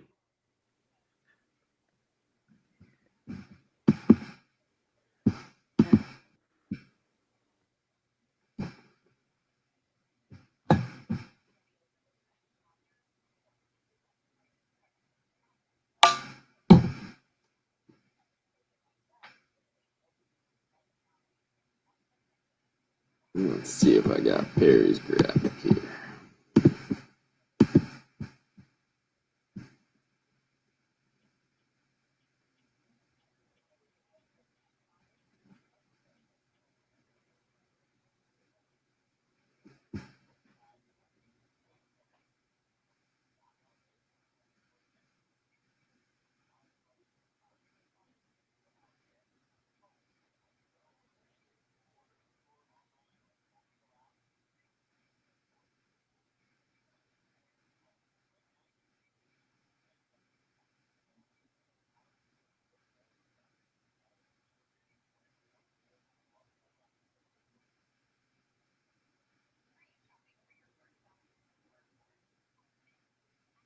Perry's ready. Cool, I'm going to send him the old video link here and see if he wants to mess with that.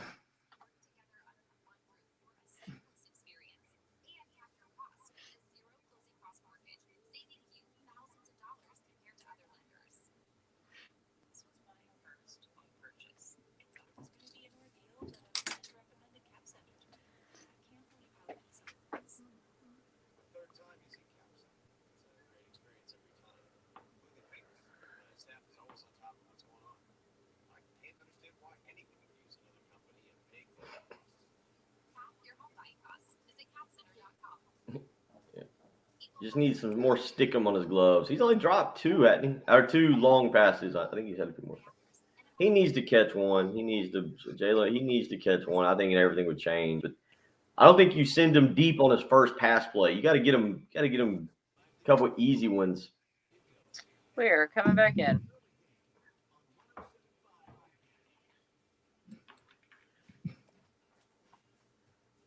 All right, guys, Russ. Yeah, A&M It last is year. a Tuesday during football season. that's what I'm saying, Right out too. the middle A&M of last year. Chevy phone lines at 7:36 with former Gamecock quarterback Perry Orth joining us for the bottom half of this hour. Perry, how are you, sir? What did you think of the 46-0 Gamecock win to start the season? Doing great, Tim. Thanks for having me on. As always, I enjoyed it. It was obviously looked to be a great atmosphere in Williams-Brice. I wish that we could have had 100% capacity, but I understand, with the opponent and COVID and all that stuff that, that's kind of part of it. But it looked like it was a great environment. And I think the most encouraging part for me, and not to deflect from the offense, was the defense. I mean, I know the opponent we were playing wasn't half the caliber of what some of the teams that we'll play this year, but to not even, I don't even know if they crossed the 50, and then to see our guys out making plays and playing with energy and passion and flying around at turnovers and special teams, and it was a great game to watch, and I think they solidified everything that I wanted to see. Clean game, execute the plays that are called, look efficient. Being a passing game guy, the only thing I really wish I would have seen was Jalen Brooks come down with that catch to start the game. I think that would have just been an incredible moment in Williams-Brice. That was a great throw by Zeb. Receivers got to come down with that. Hopefully we can in future games. But all in all, it was a great performance. Was blown away by the pure athleticism and speed of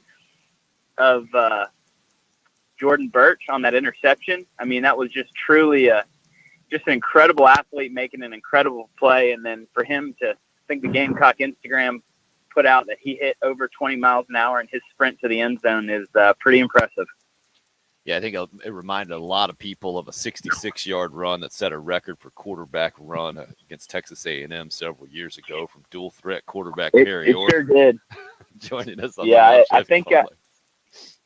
I think my miles per hour hit topped off at 16.5, but maybe we'll say 20 because I didn't have the speedometer on my shoulder pads.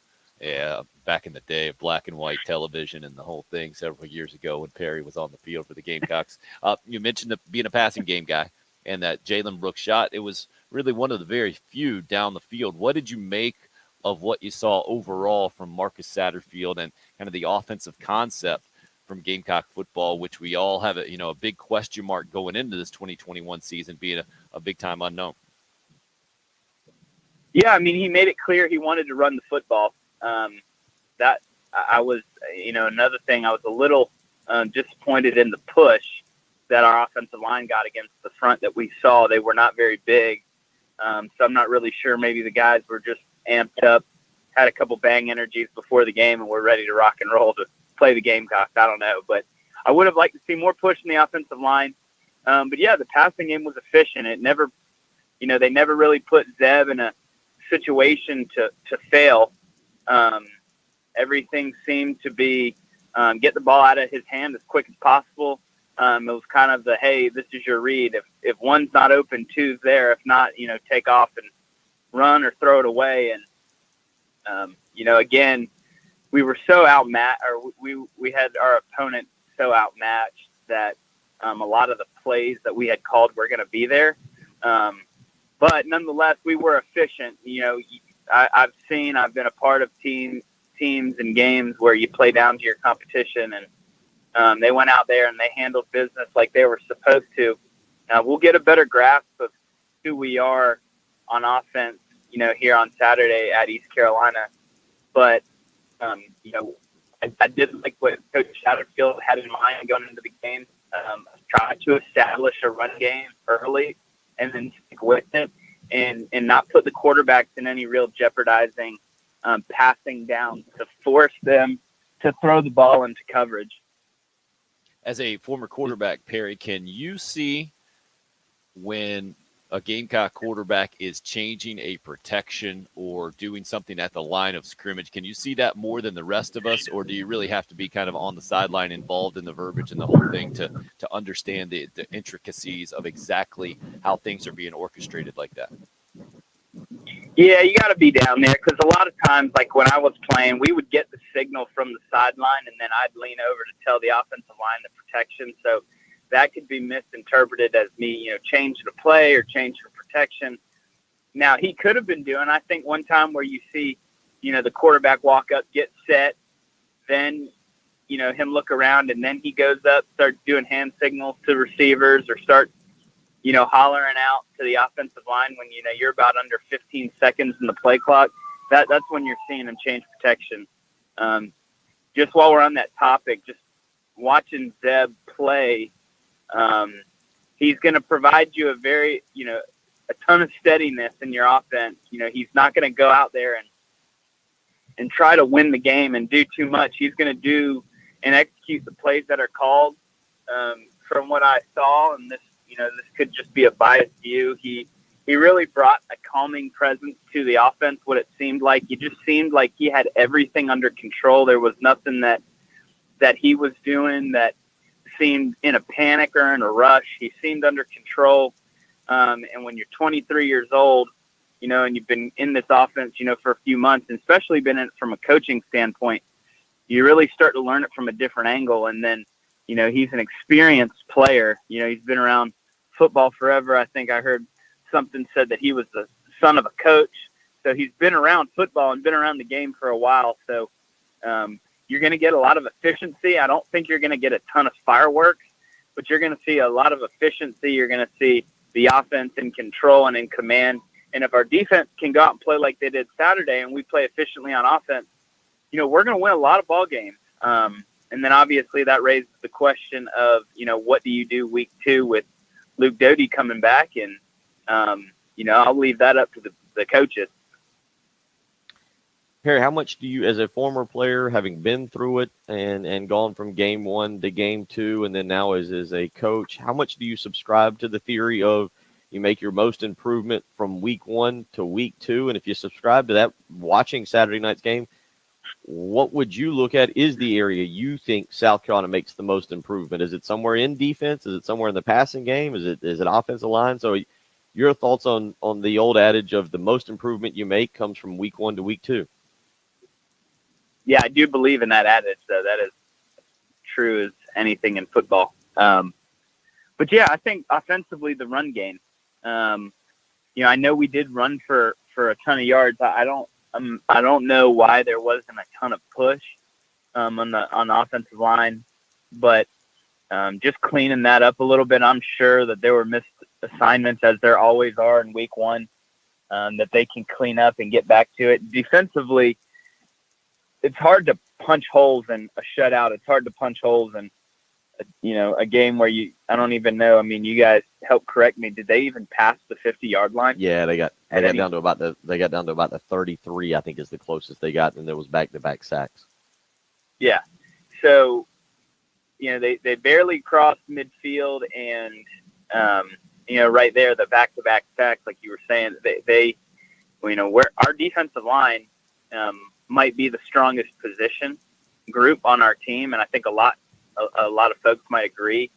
So it's kind of hard to tell. We weren't really exposed in any way defensively, but I can speak on the offensive side and say I wish the the run game would have been a bit more consistent and a few more explosive plays.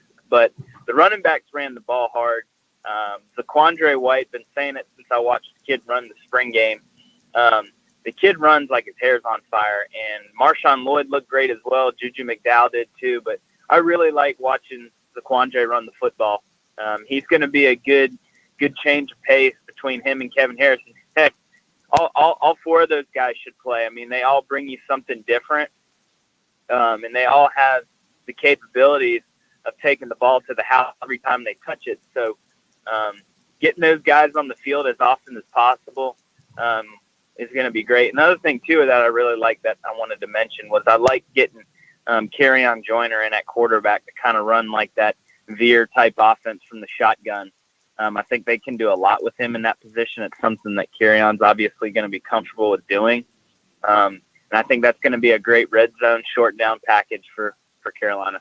Also had other teams now preparing for that look, and another reason why they ran the trick 2-point play after the first touchdown from Shane Beamer is kind of his explanation after that. He's former Gamecock quarterback Perry Orth. Speaking of Beamer, I'm really interested from your perspective, Perry, having played for both Steve Spurrier and Will Muschamp, what you thought of Shane Beamer's kind of attitude and his sideline demeanor. Want to get those thoughts from you when we come back, the dramatic conclusion of the back half hour here with Gamecock quarterback Perry Orth. Coming up next here on the early game on 107.5 The Game. This is Gamecock basketball head coach Frank Martin, and you're listening to 1.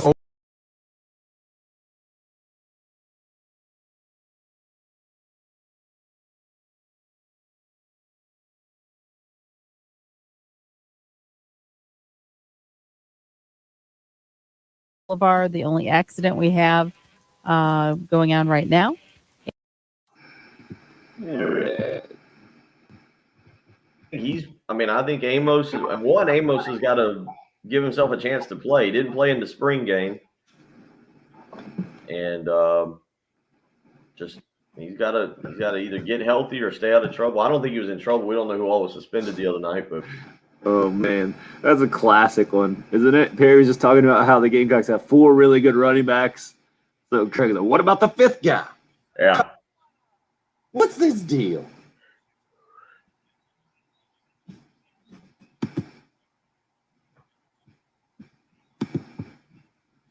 Yeah. Good morning to Hope and Courtney. Saw you guys joining. You guys got any questions for Perry? Let us know and we'll pass them along. But I just wanted, he's a big spirit, intensity kind of guy. So that's where I was going to go with my first question. How much credit he gives to Shane Beamer, how much was that the season opening game? You saw anything specific that Beamer did on the sideline that intrigued him at all, especially now Perry helps out over at AC Flora and is in the coaching game himself? All very good questions. Not quite as good as the week 1 to week 2, but I'm trying to help you carry the show less. I'm trying to lessen your burden. But then I don't have a good lead in for the. Recently, I've had to carry the show less lately, so my back is hurting less than it used to be. But I need a good lead in, so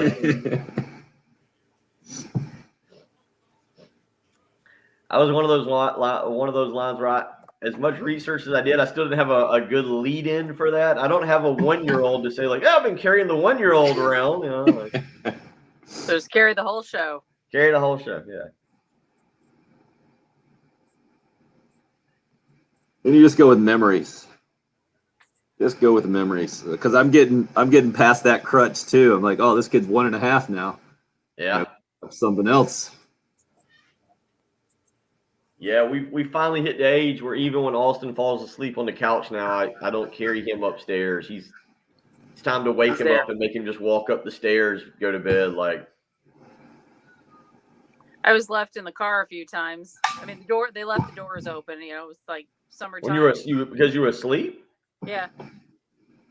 When we were out on the farm, so I had to be, 8, 9 or something. And apparently, when you're the third child and you come along and your parents are 40 and 43, it's like, yeah, she's okay. Doors are open. You like Kevin McAllister? You just you'll figure it No, out. it's after we got home, then they went in the house and may explain a lot. It explains a lot. I got left at church. I got left at a restaurant. Yeah. I'm sensing a pattern. I don't know why. We're about to head back in. Clock doesn't work, but I'm guessing we're close.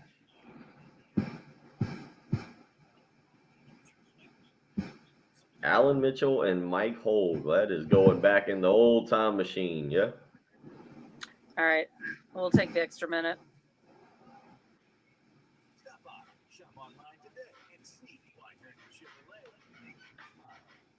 Oh. Guys, are up.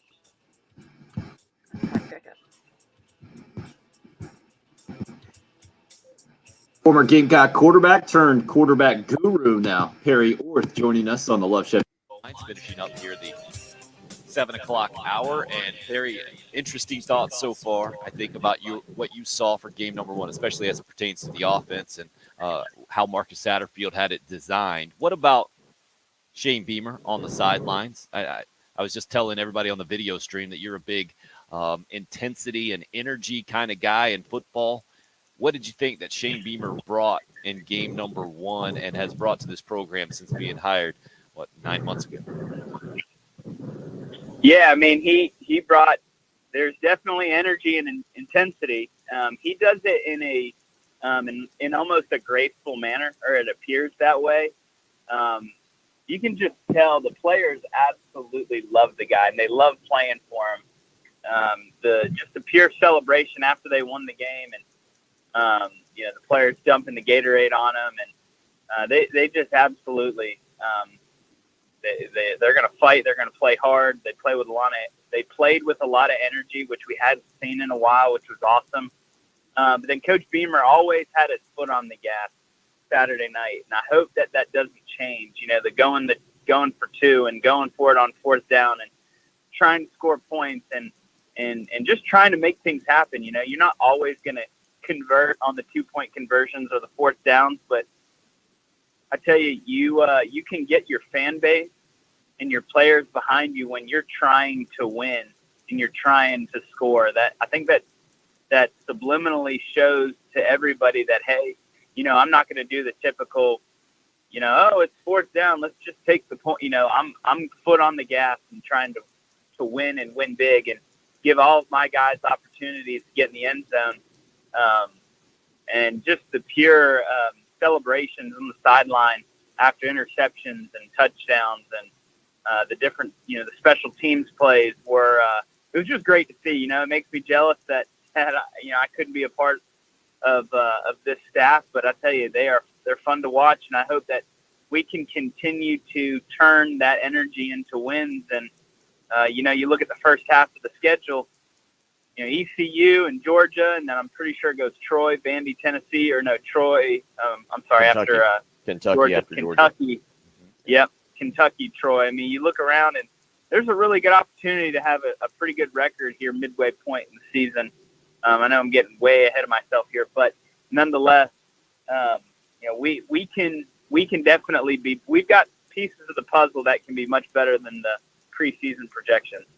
Shane Beamer saying he's not going to announce a starting quarterback. You said you'd leave it up to the coaches, Perry. I'm just wondering your guess, especially knowing how vital a healthy foot is to playing quarterback and kind of going from the ground up, especially an athletic quarterback like Luke Doty. I'm trying to say, who do you think gets the start? Who do you think plays most of the snaps this week for Gamecock football at quarterback? Yeah, I think Zeb will get the start. I don't know who will play the majority of the snaps. Is Luke 100%? I'm not sure.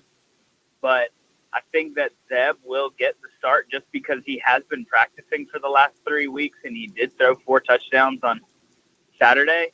So it's almost like you have to, unless he goes out this week in practice and just has a horrendous week of practice, then yeah, you got to start Luke. But they'll duke it out in practice. They'll get the coaches and the players will get a better feel of who's more consistent, who feels like they're more in control.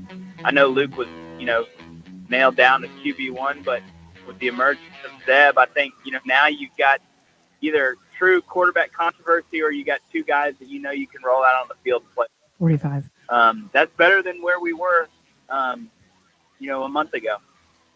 Greg just hit us up on the Facebook live stream, says maybe Nolan and Luke Doty can be the 2021 version of what happened in 1984 for the Gamecocks of Alan Mitchell and Mike Hold. And he admitted he was showing his age there.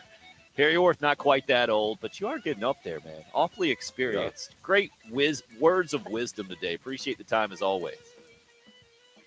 Thanks, man. Yeah, not that old, but I'm getting there in a hurry, unfortunately. And he's getting really good on the radio, Bill. You hear how he snuck in QB1 with Luke Doty there. QB1athletics.com is the website. Columbia, Charleston, Jacksonville, the training sites. Hour number 3 coming up here on the Early Game. This is South Carolina head women's basketball coach Dawn Staley, and you're listening to the home of the Gamecocks, WNKT. Oh. Ooh, Perry came in hot today. Impressed. There you go. Low energy. Oh. Well, once you guys bumped his pay, it seemed like his performance got better. Yeah, sure. Yeah. All right, reminder. Tuesday morning reminder. If you're not subscribed to the YouTube channel, go subscribe. It looks like we've got a lot of people watching this morning. The numbers appear to be up. Go subscribe. We're at 815 subscribers. So if you're not subscribed, go to the YouTube page and subscribe. You would make Patrick Perrette very happy. Yeah, I think Hope said she would just swim the entire show behind Bill's setup there if we get to 1,000. Yes, I believe she did say that now that I remember that kind of. I believe it was some kind of synchronized swimming with a flag involved or something. So we could a very Olympic-esque type swim. And who's doing that? This is Hope, I believe. Excellent. That's dedication. I'm pretty sure she said she'll be doing what they do on the field for the band routines, but just the flag girls version of that with the flags. Well, I tell you, they upped their game the other night when I saw the flaming batons. I was like, wow, I hadn't seen those recently, or oh yeah, it'd been a while. So always mesmerized by those growing up. I'm like, what is going on here? Right. Like, how do you practice that? And how do you tell your parents, hey, okay, so this is what I want to do? Right. All right, so I got a home decor question here, everybody. An old baton. I knew How many blankets should you have on your living room couch? Blankets. We have 2 on ours and 1 on the recliner. 3 total. Okay, so I don't have a recliner. Or actually, we have 2 on the recliner and 1 on the couch. My apologies. 2 on the recliner. And who has to fold them all the time? That would be me. Oh, excellent. Could I borrow you? Yeah, I was going to say, actually, of course, I'm the one that folds the blankets here. Yeah. But now I've acquired a 4th. It looks like I've got 2 blankets, an Afghan, and then it looks like I've added another one. So it sounds like it's time to get rid of one of the blankets. Yeah, we gotta. All right, we got a volunteer. DC will monitor the There you go. synchronized swimming show. It's good to see. Yep, RLC. He knows 3. 3's the number. All right. Good call, Alan. Free steak dinner over at Bill's place. Might be a steak dinner, actually. Anthony's just going with 2. He is the coolest guy. Blankets sounds right. Could be Anthony tube just has steaks to have that the he backup provides. blanket when he spills the tequila on the original blanket. Good story. Well, he's got the container of nut dust right beside him. It'll dry it up.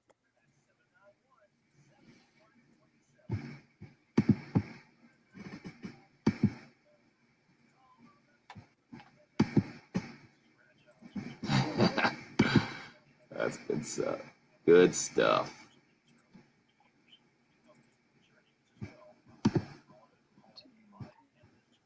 Good text to start hour 3 here.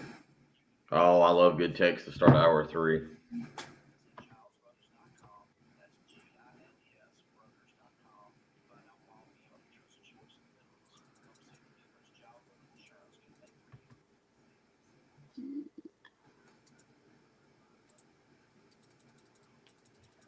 But Bill, I think the appropriate answer to your question is how many human beings in your house would need a blanket at a time? That's my thinking. Because we're still only at 3. The 6-year-old doesn't do it yet. But the 8-year-old will take the blanket and wrap up and sit down or lay down for more than 30 seconds at a time. 6-year-old's not there yet. Well, see, the problem I've got, I say the problem, but the way that this place is constructed, my living room gets, even on the hottest days, it doesn't get natural sunlight. So it actually stays very cool down here. During the winter, last winter, it was not actually very enjoyable. And there's only one heating duct down here. So I'm going to buy one of those electric fireplaces to put over here so that the sunroom can kind of stay warm. And then I got the fireplace. There's a lot. Yeah, over there I got one of the blankets is one of those big old thick like blankets, and then 2 of them are warm enough. But I just walked over there. It appears we're up to 4 blankets on the couch now. I don't sit long enough to need to wrap up for too long. And that's one of my missions, to be better about that. I'm going to watch something, actually sit and watch and not feel like I need to be up and change laundry or put this away or be typing something or, need to decompress. And that's my therapy session for the day. Thanks for listening. That's what we're here for, Jen. Appreciate that. At least you have the how old is Trenton? 19 now, or am I really low He just turned 21. I'm so old. Just turned 21. Wow, I'm old. So you got 8 more years if you're going to get to Jim's 29-year-old stay-at-home son. Okay, we can try real hard not to match that. But you don't know. You have to start decreasing the size of the house. You have to make it tighter and tighter and tighter to where, Yeah. His room is just right next to your room. That way they don't feel like they have any space at all. Yeah, unfortunately, he has a real nice space upstairs. It's almost like a little apartment. Well, that's my point. No reason to leave home. Yeah. Working on the apartment right now for school, so.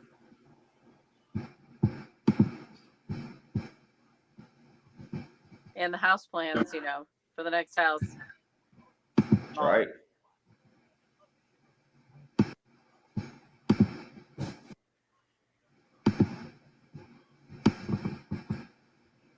Can we do number 1, Jen? Yeah. Your smaller plates, smaller cups, smaller portion sizes. Just keep decreasing. Hang on a second. That's a word. We didn't run away from the challenge. We took ownership.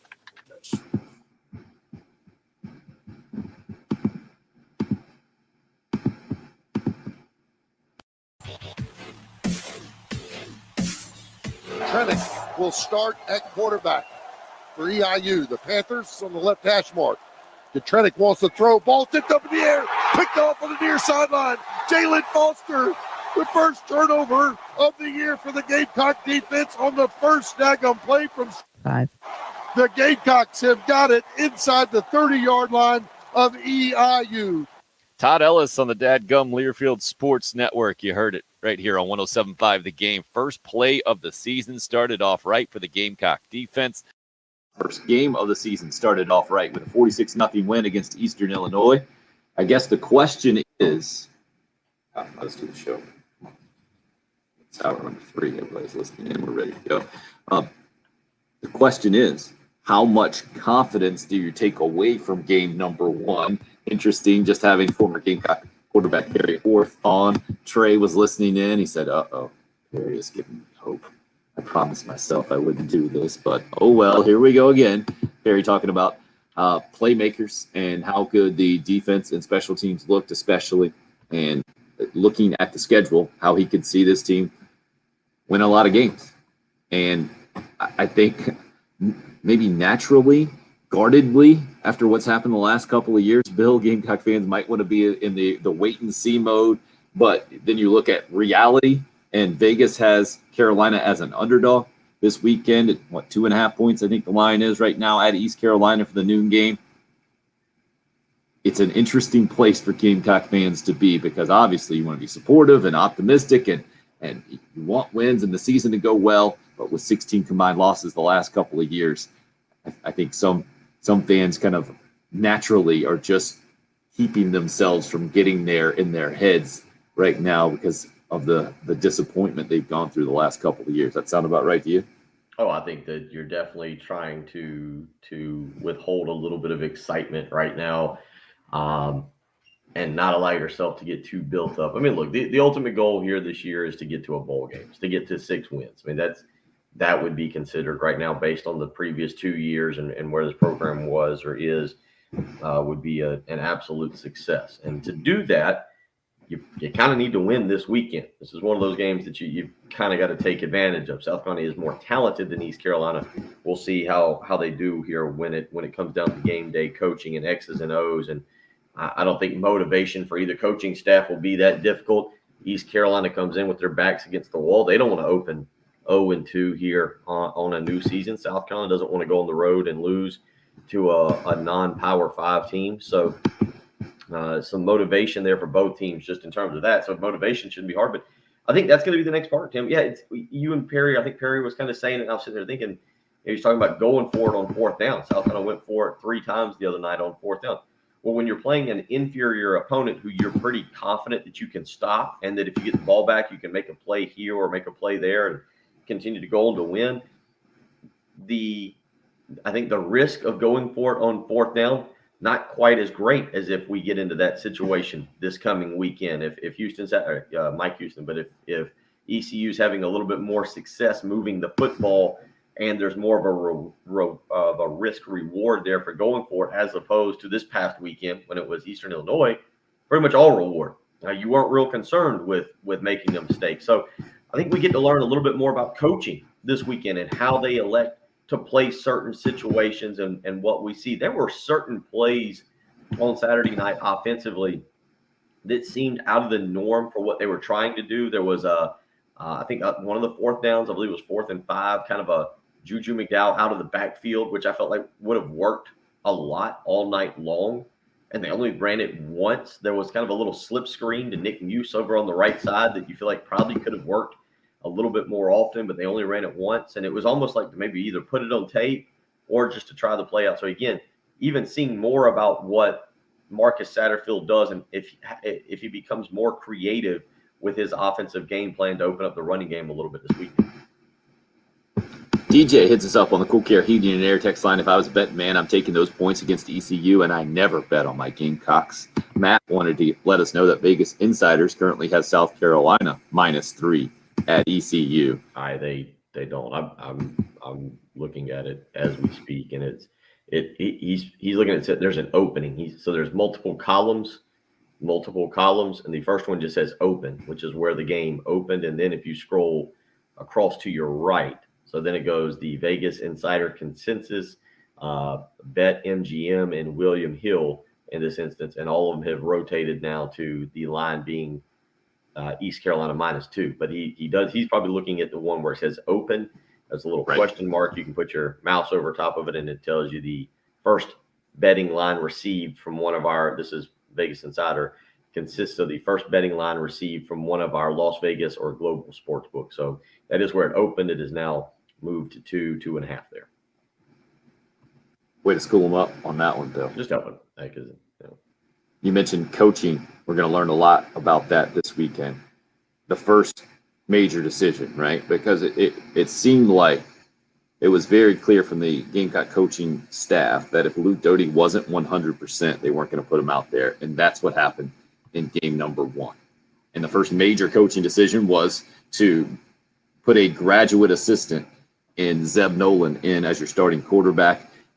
I don't know anyone who is still beating that drum that Jason Brown should have been the guy instead of Zeb Nolan after watching what you saw on Saturday night, where Jason Brown did eventually come in relatively late in the ball game and fumbled in his first or second possession and ended up going 4 out of 5 passing in the whole thing. But Zeb Nolan was very serviceable, solid. To me, reminded me a lot of Colin Hill last year running Mike Bobo's offense, comfortable, in command, didn't make a mistake that's going to get you hurt, exactly what the team needed in this type of game.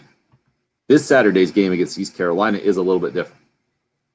You're going to need more production at quarterback to win the game against a better opponent. So the question is, who will this coaching staff go with? You guys have different opinions on this as we start hour number 3 here.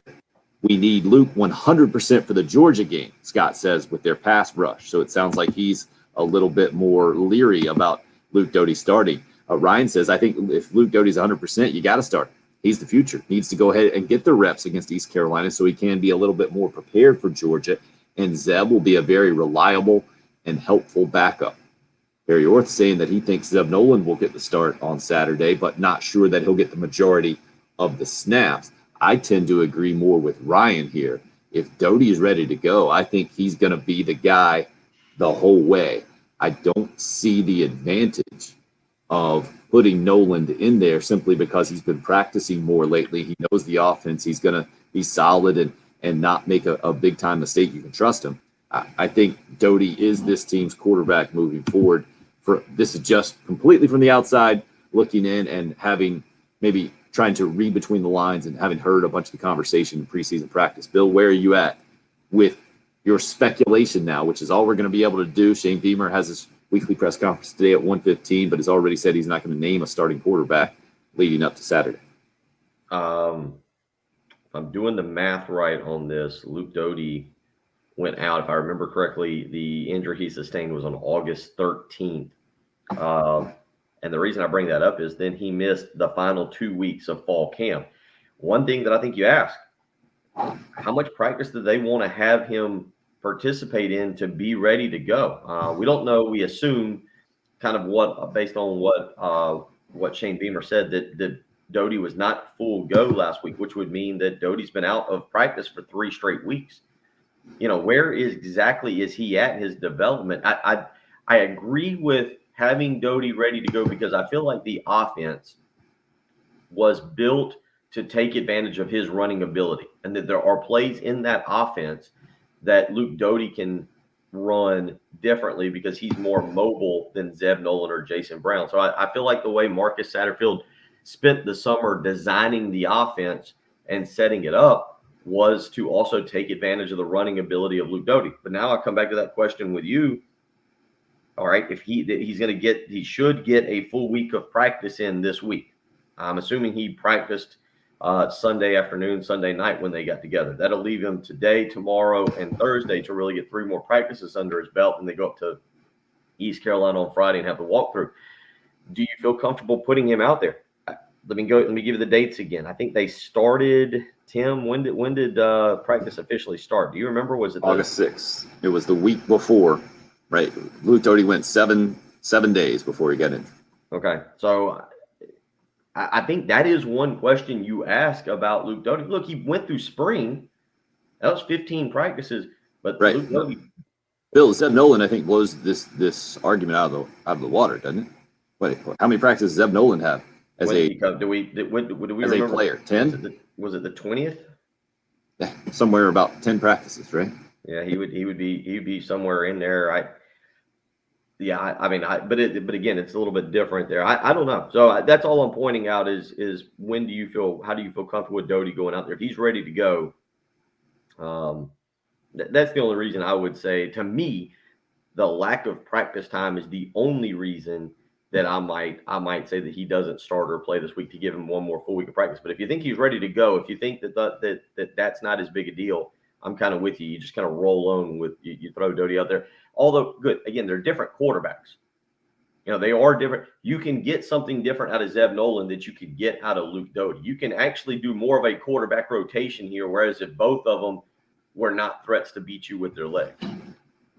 Yeah, Craig says Nolan only had 10 practices, but he played in games 5 months ago. Yeah, he did at North Dakota State. under a different offense. I mean, he had 15 practices for Luke Doty in spring ball, right? And then you had the last 2.5 games of last season as well playing. To me, what resonates in my head in this discussion, Bill, is when Luke Doty talked publicly about his injury for the first time, was asked several times kind of the timeline in his mind or what he thought, how long it would take him to be ready to go once he was able to practice. He said, "Oh, I'll be ready." And while he missed these practices physically, he's been around. He's been in the meeting room, and I don't think there has been. I think the talk has been the exact opposite. It hasn't been struggled to grasp the offense or not quite clear on what he's supposed to do. To me, everything that we've heard from the Gamecock coaching staff has been the opposite about Luke Doty really taking the leadership, the bulk of the leadership, if you will, that leadership role amongst the team and doing more as opposed to anything on the other side of that. That's why I think it would be Luke Doty. And then knowing the importance of this game, man, because I really do think it's a difficult sell that your first season was a success as a new head coach at South Carolina if you lose to East Carolina in game number 2. Mm-hmm.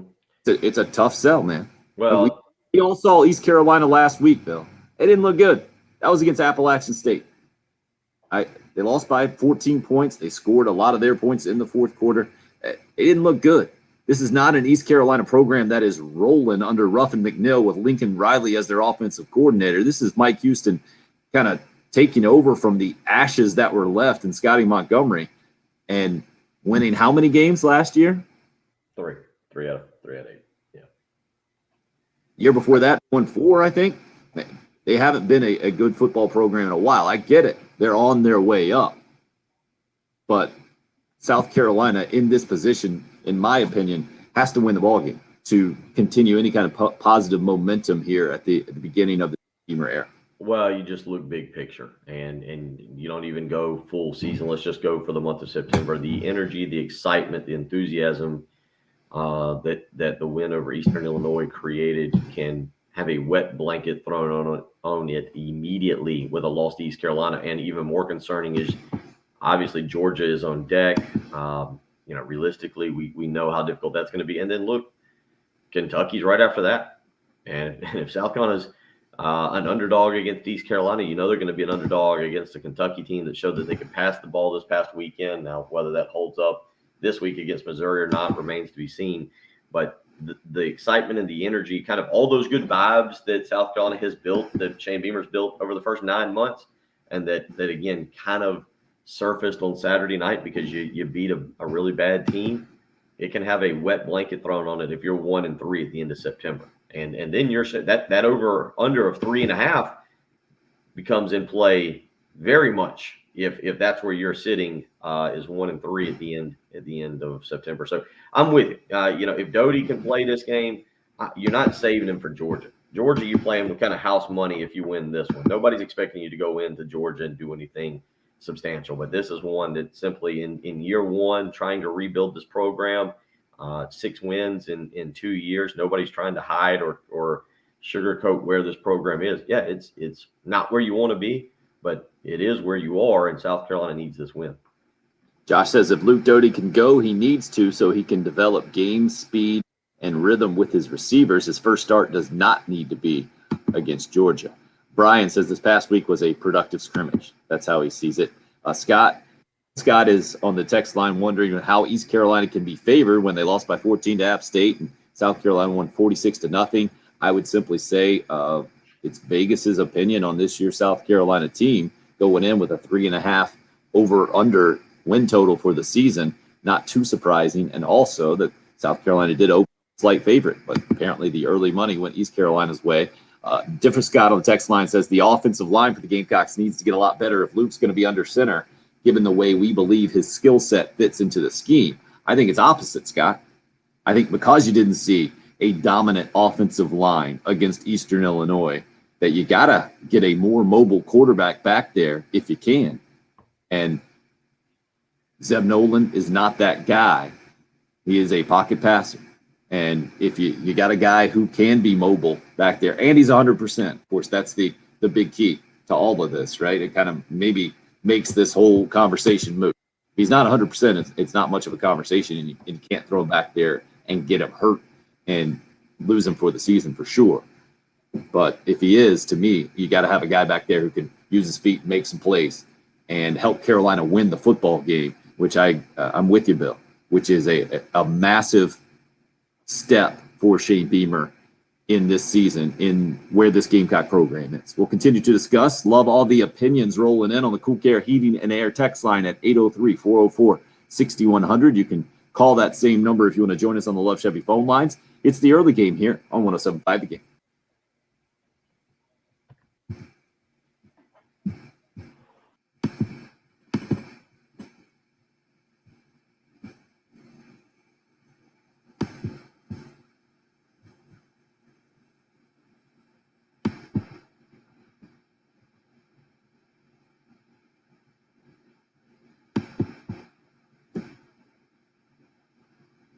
Man, critical time for sure in the college football season for a lot of different programs out there. Critical time right now if you're thinking about making a move in the housing market.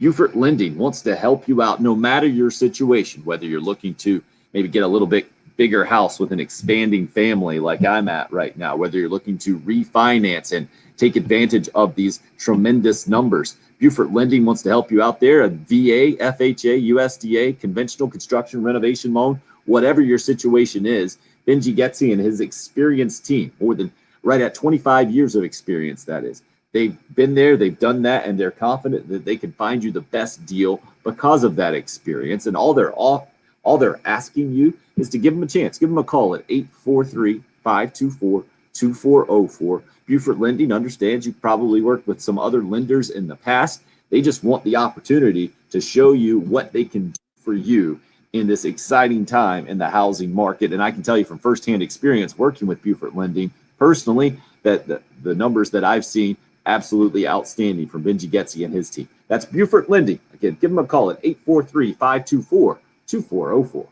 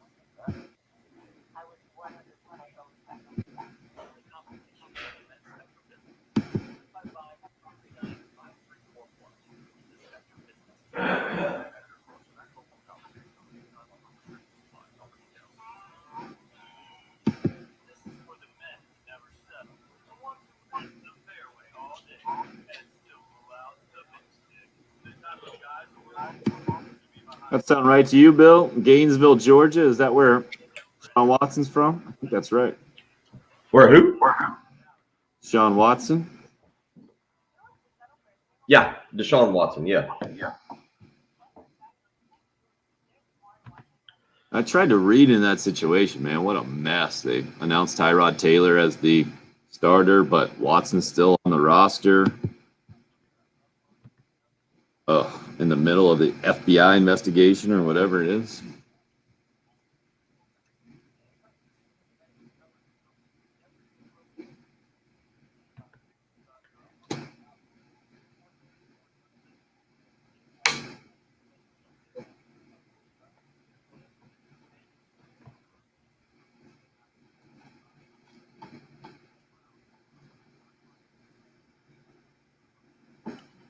So, Jen, let's go with a a Nolan touchdown pass and Beamer talking about him.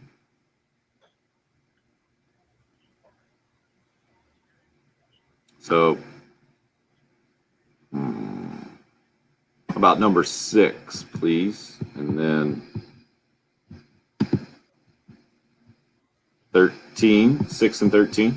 That work for you?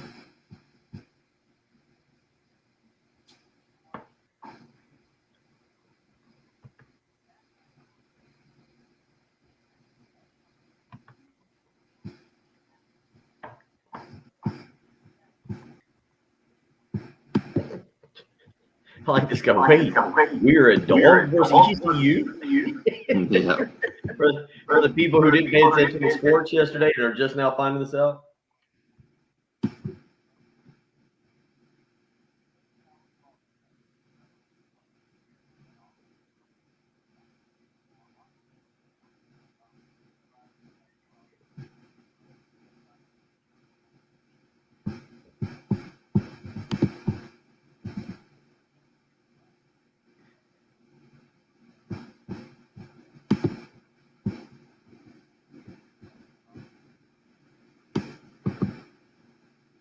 Yeah, you need to watch that SEC shorts. That was pretty funny yesterday. I'll check it out as soon as the show is over. That was pretty good. I mean, they've had funnier ones, but just some of the little driving tests.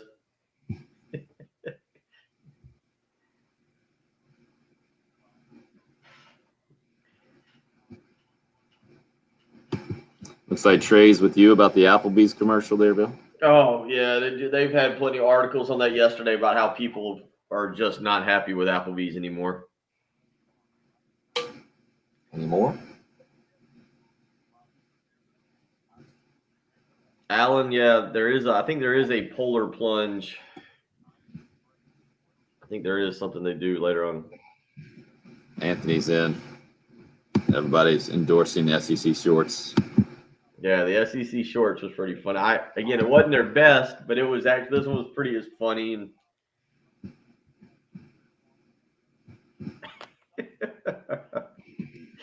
yeah, I'm just thinking about it. The one about Georgia, where he goes, you can go a little bit faster than 10 miles an hour. You can be a little bit more of an offensive driver. He's like, nope, 10 miles an hour gets us where we need to go. That's good.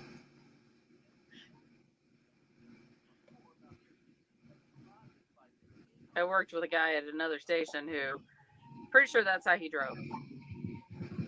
Okay, we got to be there in 15 minutes, and you're driving 5 miles an hour. Doesn't calculate. Nice. And did you hear me earlier about 13 Yes. and 6? 6 and 13. Or 6 Yep. and 13? Yep. Thank you.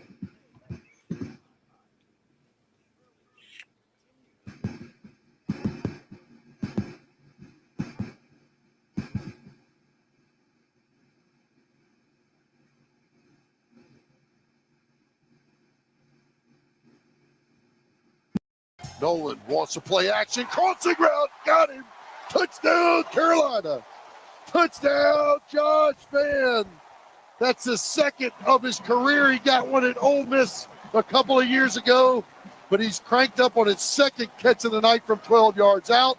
The extra point will make it 22-0 Carolina with 11:49 to go in the second quarter. Thought overall Zeb did a nice job of running the offense and made some throws and ad-libbed on some big plays there in the first half, being able to get the second reads and making things right when it wasn't quite right, what was going on around him. So I thought he did a nice job.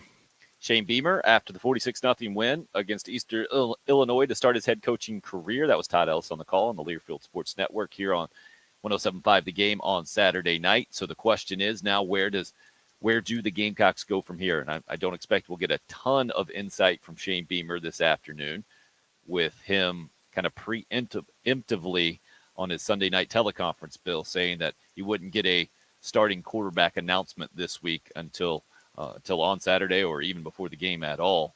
What do you make of that call, I guess, on Sunday? That tells me that it's going to be a really close decision and will matter mostly on the health of Luke Doty that coaching staff can't foresee until they actually get to watch and see the progression and the evolution through the week. And so there's no need to put a starting quarterback announcement out there early.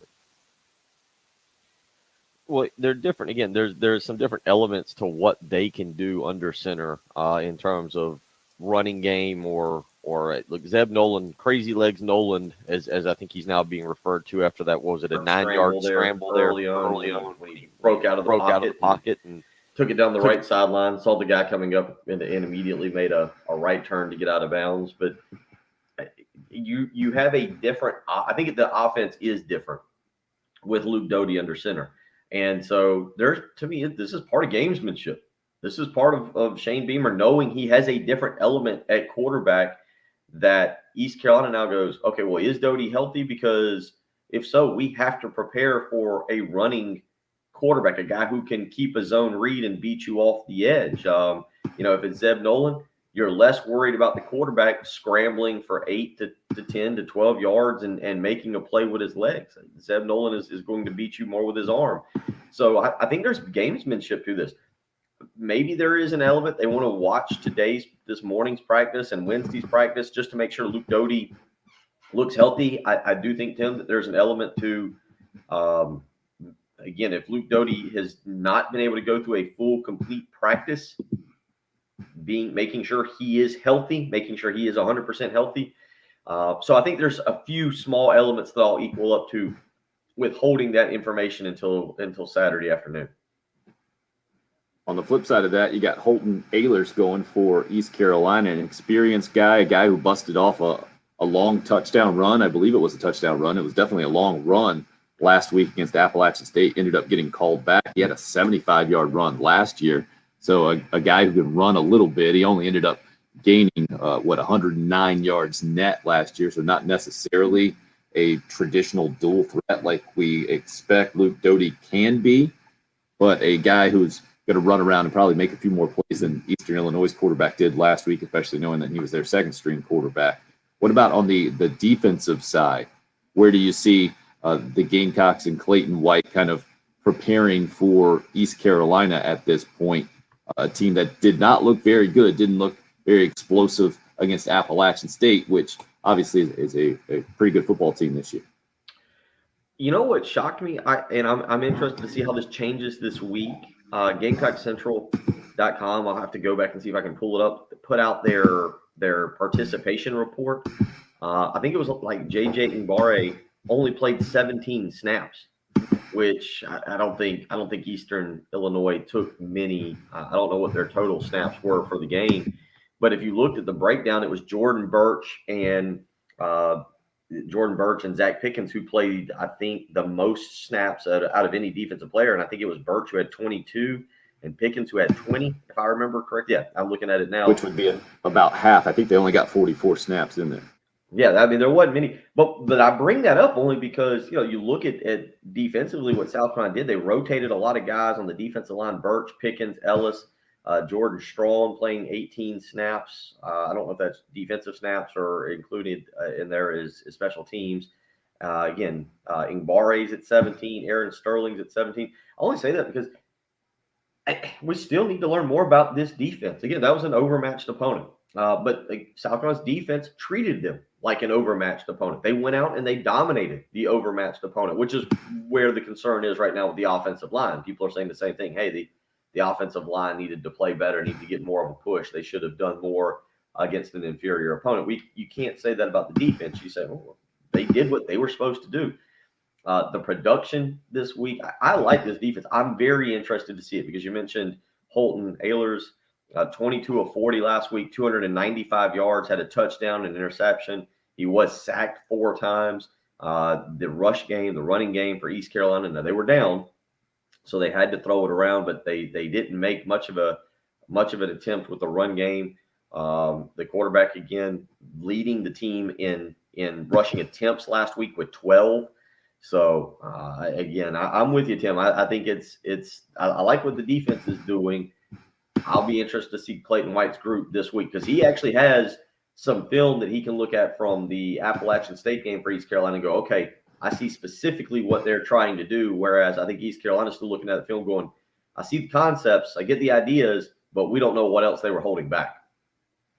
Yeah, those snaps for Enigbare, interesting. The snap total, less than half, especially knowing that App State got to East Carolina's quarterback with 4 sacks last week, and that was a big part of the game.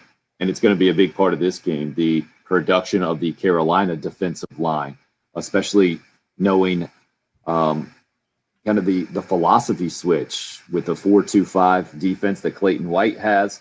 Thought the defensive backs played well against Eastern Illinois. Started with that first tip pass by Darius Rush and the pick by Jalen Foster. Foster also with a pick 6 later on in the ballgame that got called back because of an offsides penalty that would have made it that much more impressive. But you were supposed to be really, really impressive against Eastern Illinois. This is a step up. Ehlers is a solid quarterback. I don't know how great you want to put him up the 130 quarterbacks. I guess I'll go back and check that Pro Football Focus and see how high he was up on the list, where Luke Doty was ranked at 125 out of 130. It'll be interesting to see where the East Carolina quarterback was ranked in all of major college football in the preseason. But 295 passing yards, I think a lot of those came in the fourth quarter against Appalachian State, where it seemed to be pretty comfortably in hand, and East Carolina was kind of throwing it all out there and seeing what they could do. But what the South Carolina defense does against East Carolina's offense, I think, Bill, is more important than what the Gamecock offense does against the East Carolina defense, because I don't think anybody is anticipating Carolina to throw the ball for 300 yards and the wide receivers to go out and make a ton of plays and the whole thing. I think we all understand the way that Marcus Satterfield will go is run heavy, maybe some play action, passes to the tight end every now and again, take a shot, Jalen Brooks down the field to try to keep the defense honest. But clearly this Gamecock offense's strength is running the football. And especially as we assume Kevin Harris will be back, I think you're going to see a heavy dose of that.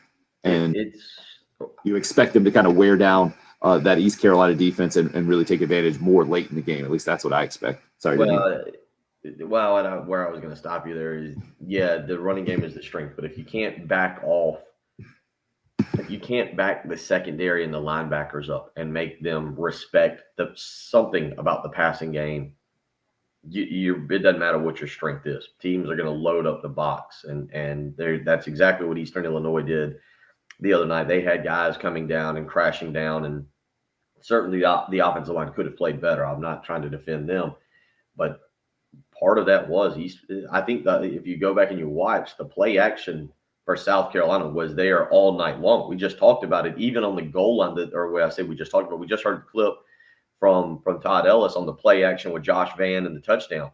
Jalen Brooks is running wide open on the other side as well because there was play action there. If South Carolina ran any play action the other night, EIU completely bit on it and came up. And I think that was one thing I'm going to side with. Marcus Satterfield decided to hold off on was the play action, because it was there every time, because Eastern Illinois was crashing down so hard. I think you could have gotten more looks downfield, and they're going to have to do that. They're going to have to against East Carolina, against Kentucky, against Troy, against Tennessee, those games. Certainly they're going to have to do it against Georgia. And I'm not saying that Georgia that's the end all be all, but you watch that Georgia defense. Georgia will stick 11 guys in that box.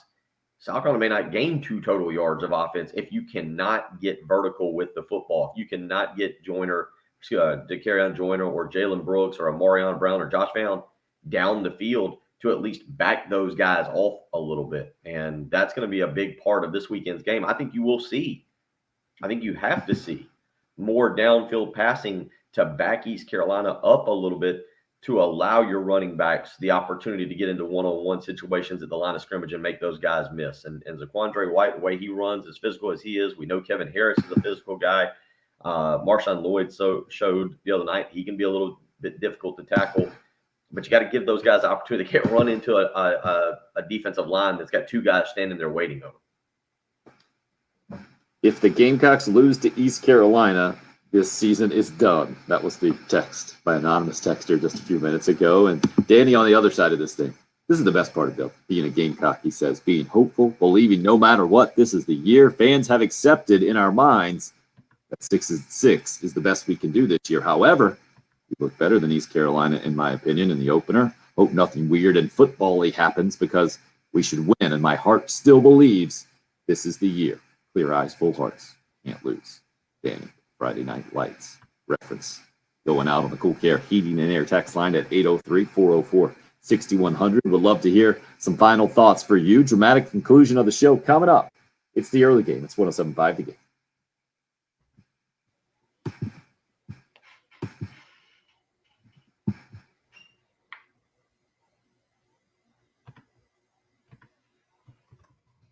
That time of year, yes, football season, yes, we get all excited about that, but it's also time to kind of make sure that your heating and air unit are working properly for the winter. You always need to be thinking ahead when it comes to your home, and right now is the time to call AAA Heating and Air, 803-677-1500.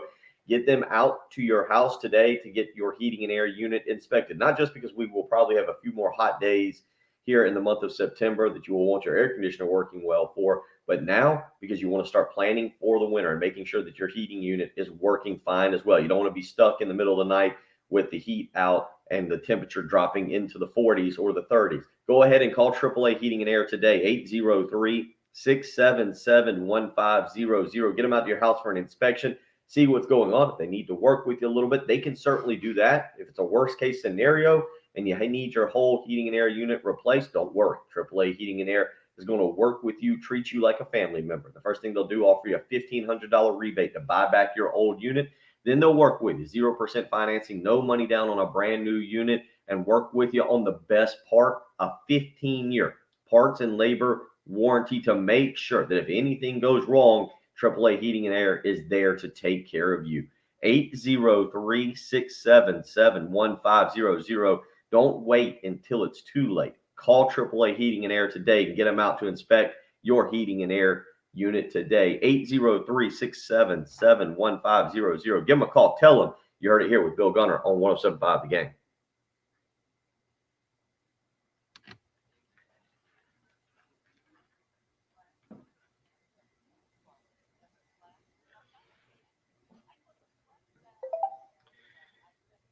Alan, the thing about putting those guys on the field, you got to have speed. You got to have some speed out there to be able to get around.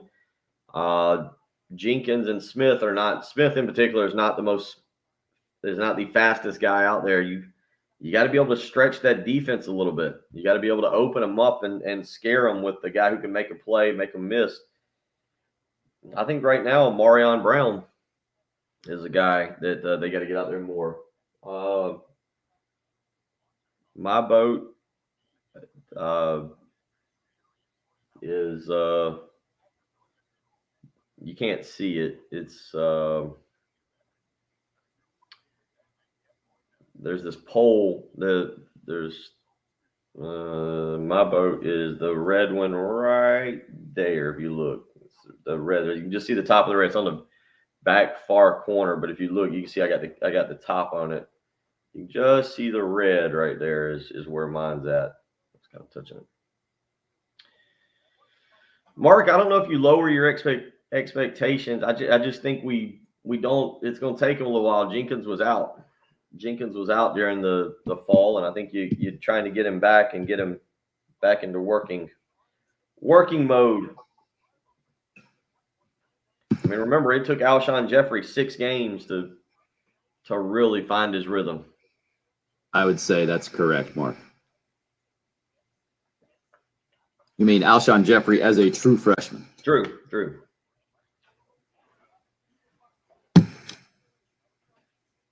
Yeah, he was out. Jenkins was out a little bit during the fall. And Craig, I got a Stingray. 24-foot Stingray. Boy.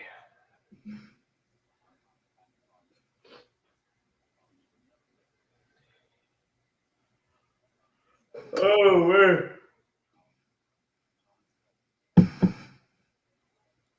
All that football and Labor Day weekend, it's hard to get back into today actually having to do some stuff.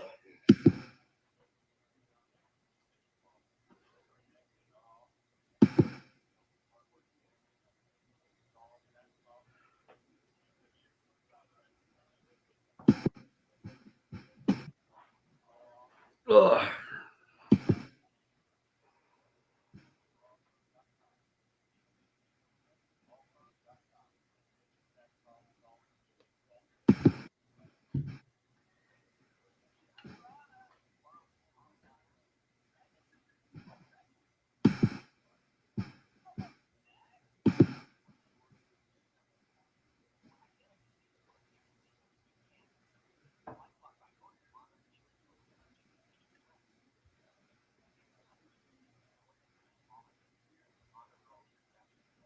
Bill, I guess it's worth discussing the possible impact of COVID on Georgia with the Carolina game coming up.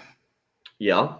I mean, I think you wait a little bit longer, but because I don't know. And Trey, yes, I saw your tweet. I wasn't going to mention it. I just I'm not. You're not my favorite person right now. That was very clever. Very clever. I saw your tweet though, and I clicked on the video like an idiot. What was the video? It's a video of Bryce Young throwing a touchdown pass, but right as the receiver goes to catch it, the Applebee's commercial comes on.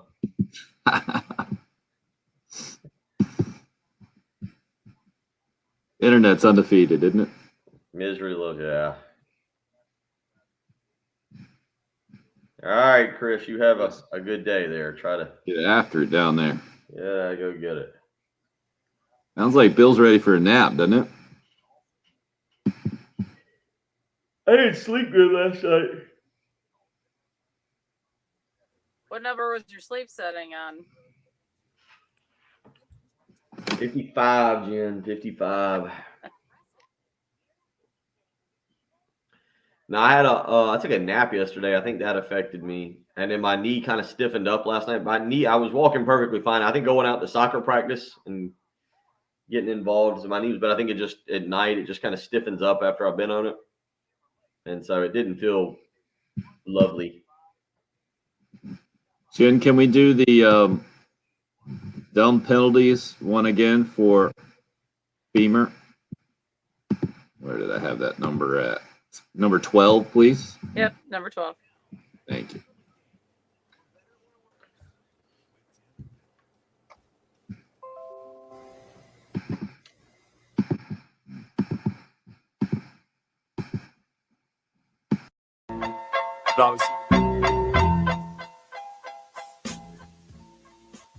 Obviously, we got to be a whole lot better. Just, some dumb penalties out there. Just some dumb stuff that will get you beat if we don't clean it up and get it fixed. I mean, we got Jaheim pops a long run and on a belly play right up the middle, and we got a holding penalty on the perimeter, which is unbelievable. Get an interception. We got a defensive back that lines up all sides. I mean, we put a big point of emphasis on playing smart football and not beating ourselves. We got to do a better job with that. Had some dumb penalties, the late hit on the punt, and then the blindside block on the punt return. We got to be better about that. That's going to get us beat. But we'll worry about all that tomorrow. We're going to enjoy the hell out of this win tonight and let our play time. We'll come in tomorrow, correct, and we know we got a big challenge next week in Greenville, and can't wait to get busy on that. Shane Beamer's initial thoughts after the 46-0 win over Eastern Illinois. Really hearing his head coaching, no nonsense, all business kind of mindset there at the beginning, and then he kind of caught himself. And Bill, I feel like that's what Beamer has done and does a really good job of balancing the all business, no nonsense. You got to get the details right if you're going to be a good football team and be disciplined. And then at the same time, hey, you got to have fun too. And especially when you win, and especially knowing where this program was. And I was interested to hear Perry Orth's thoughts a little earlier on in the program. And again, if you missed Perry this morning, you can go back to our podcast page on 1075thegame.com and check that out. We'll put it up on the Twitter station account as well, coming up in a few minutes. But how he said that it's very clear to him that his players will run through a wall for him and really enjoy playing for him right now. Again, it's very early, and it's been one game against a really bad Eastern Illinois team. But just from his comments, from being around the game at 21 years and various programs and big-time head coaches growing up, the son of a legendary coach and Frank Beamer as well, feel like that personality is resonating with this group to this point. It is, and that strategy is not always going to work. It's working right now because of, again, where this program has been the last year, the last 2 years, maybe even the last 3 years. But right now, it is exactly what they need, and we'll see how it carries over. I'll be interested to hear Shane talk today, just now that he's had a chance to kind of further remove himself from the first game. I nobody likes to hear it because Trey says on the live stream, not one time did we hear Beamer say we will have to look at the tape. But they've had that opportunity now, and they've had a chance to really analyze it and now move forward into preparing for East Carolina. They will have had a practice under their belts here this morning by the time Shane meets with the media this afternoon. You will hear today, by the way, from Luke Doty and Kevin Harris, I think, are among two of the players that will speak prior to Shane Beamer talking. I'll see if I can get back to the other names real quick.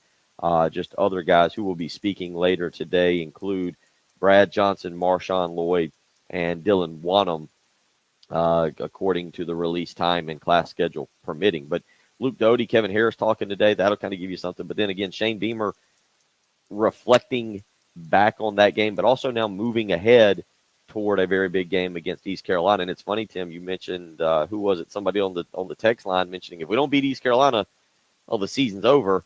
You also had somebody earlier basically calling us out, saying we're being overly dramatic by talking about the importance of this game. So I think the fan base will be a little bit divided, too, on just how important this game is to the 2021 season for South Carolina. Well, Bill, if we're getting criticized on both ends of the spectrum, I think we're doing it exactly right this morning. Good. At least that's how I'm going to look at it. Maybe we're just doing it all wrong. I don't know.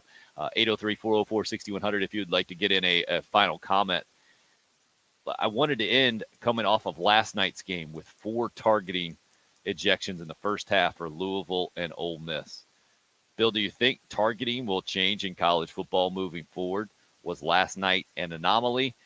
Is it as easy as, obviously there's been a huge importance put on this rule in the last several years. Can't college football now dial it back a little bit, use a little bit more common sense and make it more like a flagrant foul system that we see in basketball, to where it doesn't result in an automatic ejection every time? Because, man, there are degrees of these hits. That Matt Corral hit yesterday, it was brutal, and I thought they were going to throw out 2 Louisville guys. Like that to me, automatic ejection. Absolutely flagrant level, whatever. That's the most you can get. But a couple of those other ones was just, I get it was helmet-to-helmet contact, and you got to keep your head up and the whole thing, but we all understand with the speed of the game that sometimes it just happens. And I think it makes a lot of us sick to see these guys who put in so much effort and blood, sweat, and tears get kicked out of games for some of these lesser targeting offenses, at least in my mind. Where are you?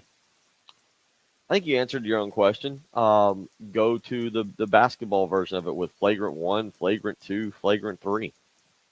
Flagrant 1 can just be, I don't know. I say maybe there's just 2 levels to it.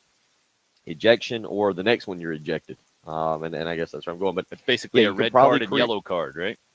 Yeah, I think, if you're going to do it, I'll be interested to see if this continues to become a problem as we go through the year, or if it was a one game. I know people are talking about Minnesota and Ohio State, and I missed one there, but I don't know how much targeting was an issue over the weekend at every other game. But what I do think is that you answered the question there. It would be very simple to be able to look at it and find if it looks like there's malicious intent, or if it looks like a football play that simply ended up that way and should still be a penalty. So we're in agreement here. College football should change its targeting rules and go to more of a flagrant foul type system now that to me, that they kind of did what they had to do at the time with CTE and new information and the whole thing. They threw down the gauntlet and said, we got to make the game safer. I think they have. And now I think they can dial it back a little bit where you don't have to automatically kick a guy out for this helmet-to-helmet contact. I'm hoping that that's where they can get to, because I just feel sick for some of these kids, man. That Louisville guy last night was so ticked off at number 7, I think, one of their linebackers, best defensive players.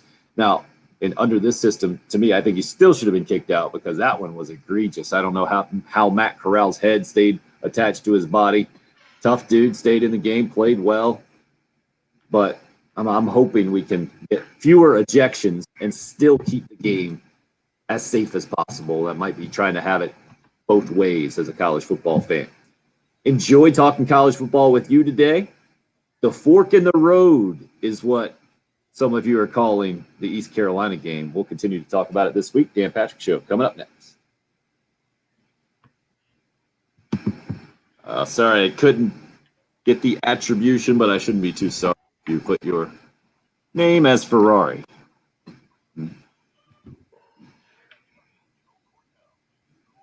Appreciate you guys joining the live stream this morning. It was a fun one. Bill, you seen where Alan has pledged a polar plunge if we get to 1,000 subscribers by the end of the month? I think That's pretty impressive. the polar plunge, though, would have to be in December if we're going to call it a polar plunge. Yeah, it's really the polar plunge. Is honestly, the polar plunge is more in late January, February, or March. To be honest, Okay. March is probably February or March would be the polar plunge. Okay, Super Bowl ish. That's when we'll have you do it, but it's gotta be 1,000 by the end of September, Alan. We'll take your wager. We got one extra subscriber. We're at 816 today. Oh, rolling right along. Look at that. We're talking about the YouTube subscribers. You guys want to jump in? We'd love to have you. Attaboy, Alan. He's up for whatever. He's tough. Hockey guy. All right, Bill's going to take a nap. We'll talk to you guys in the morning.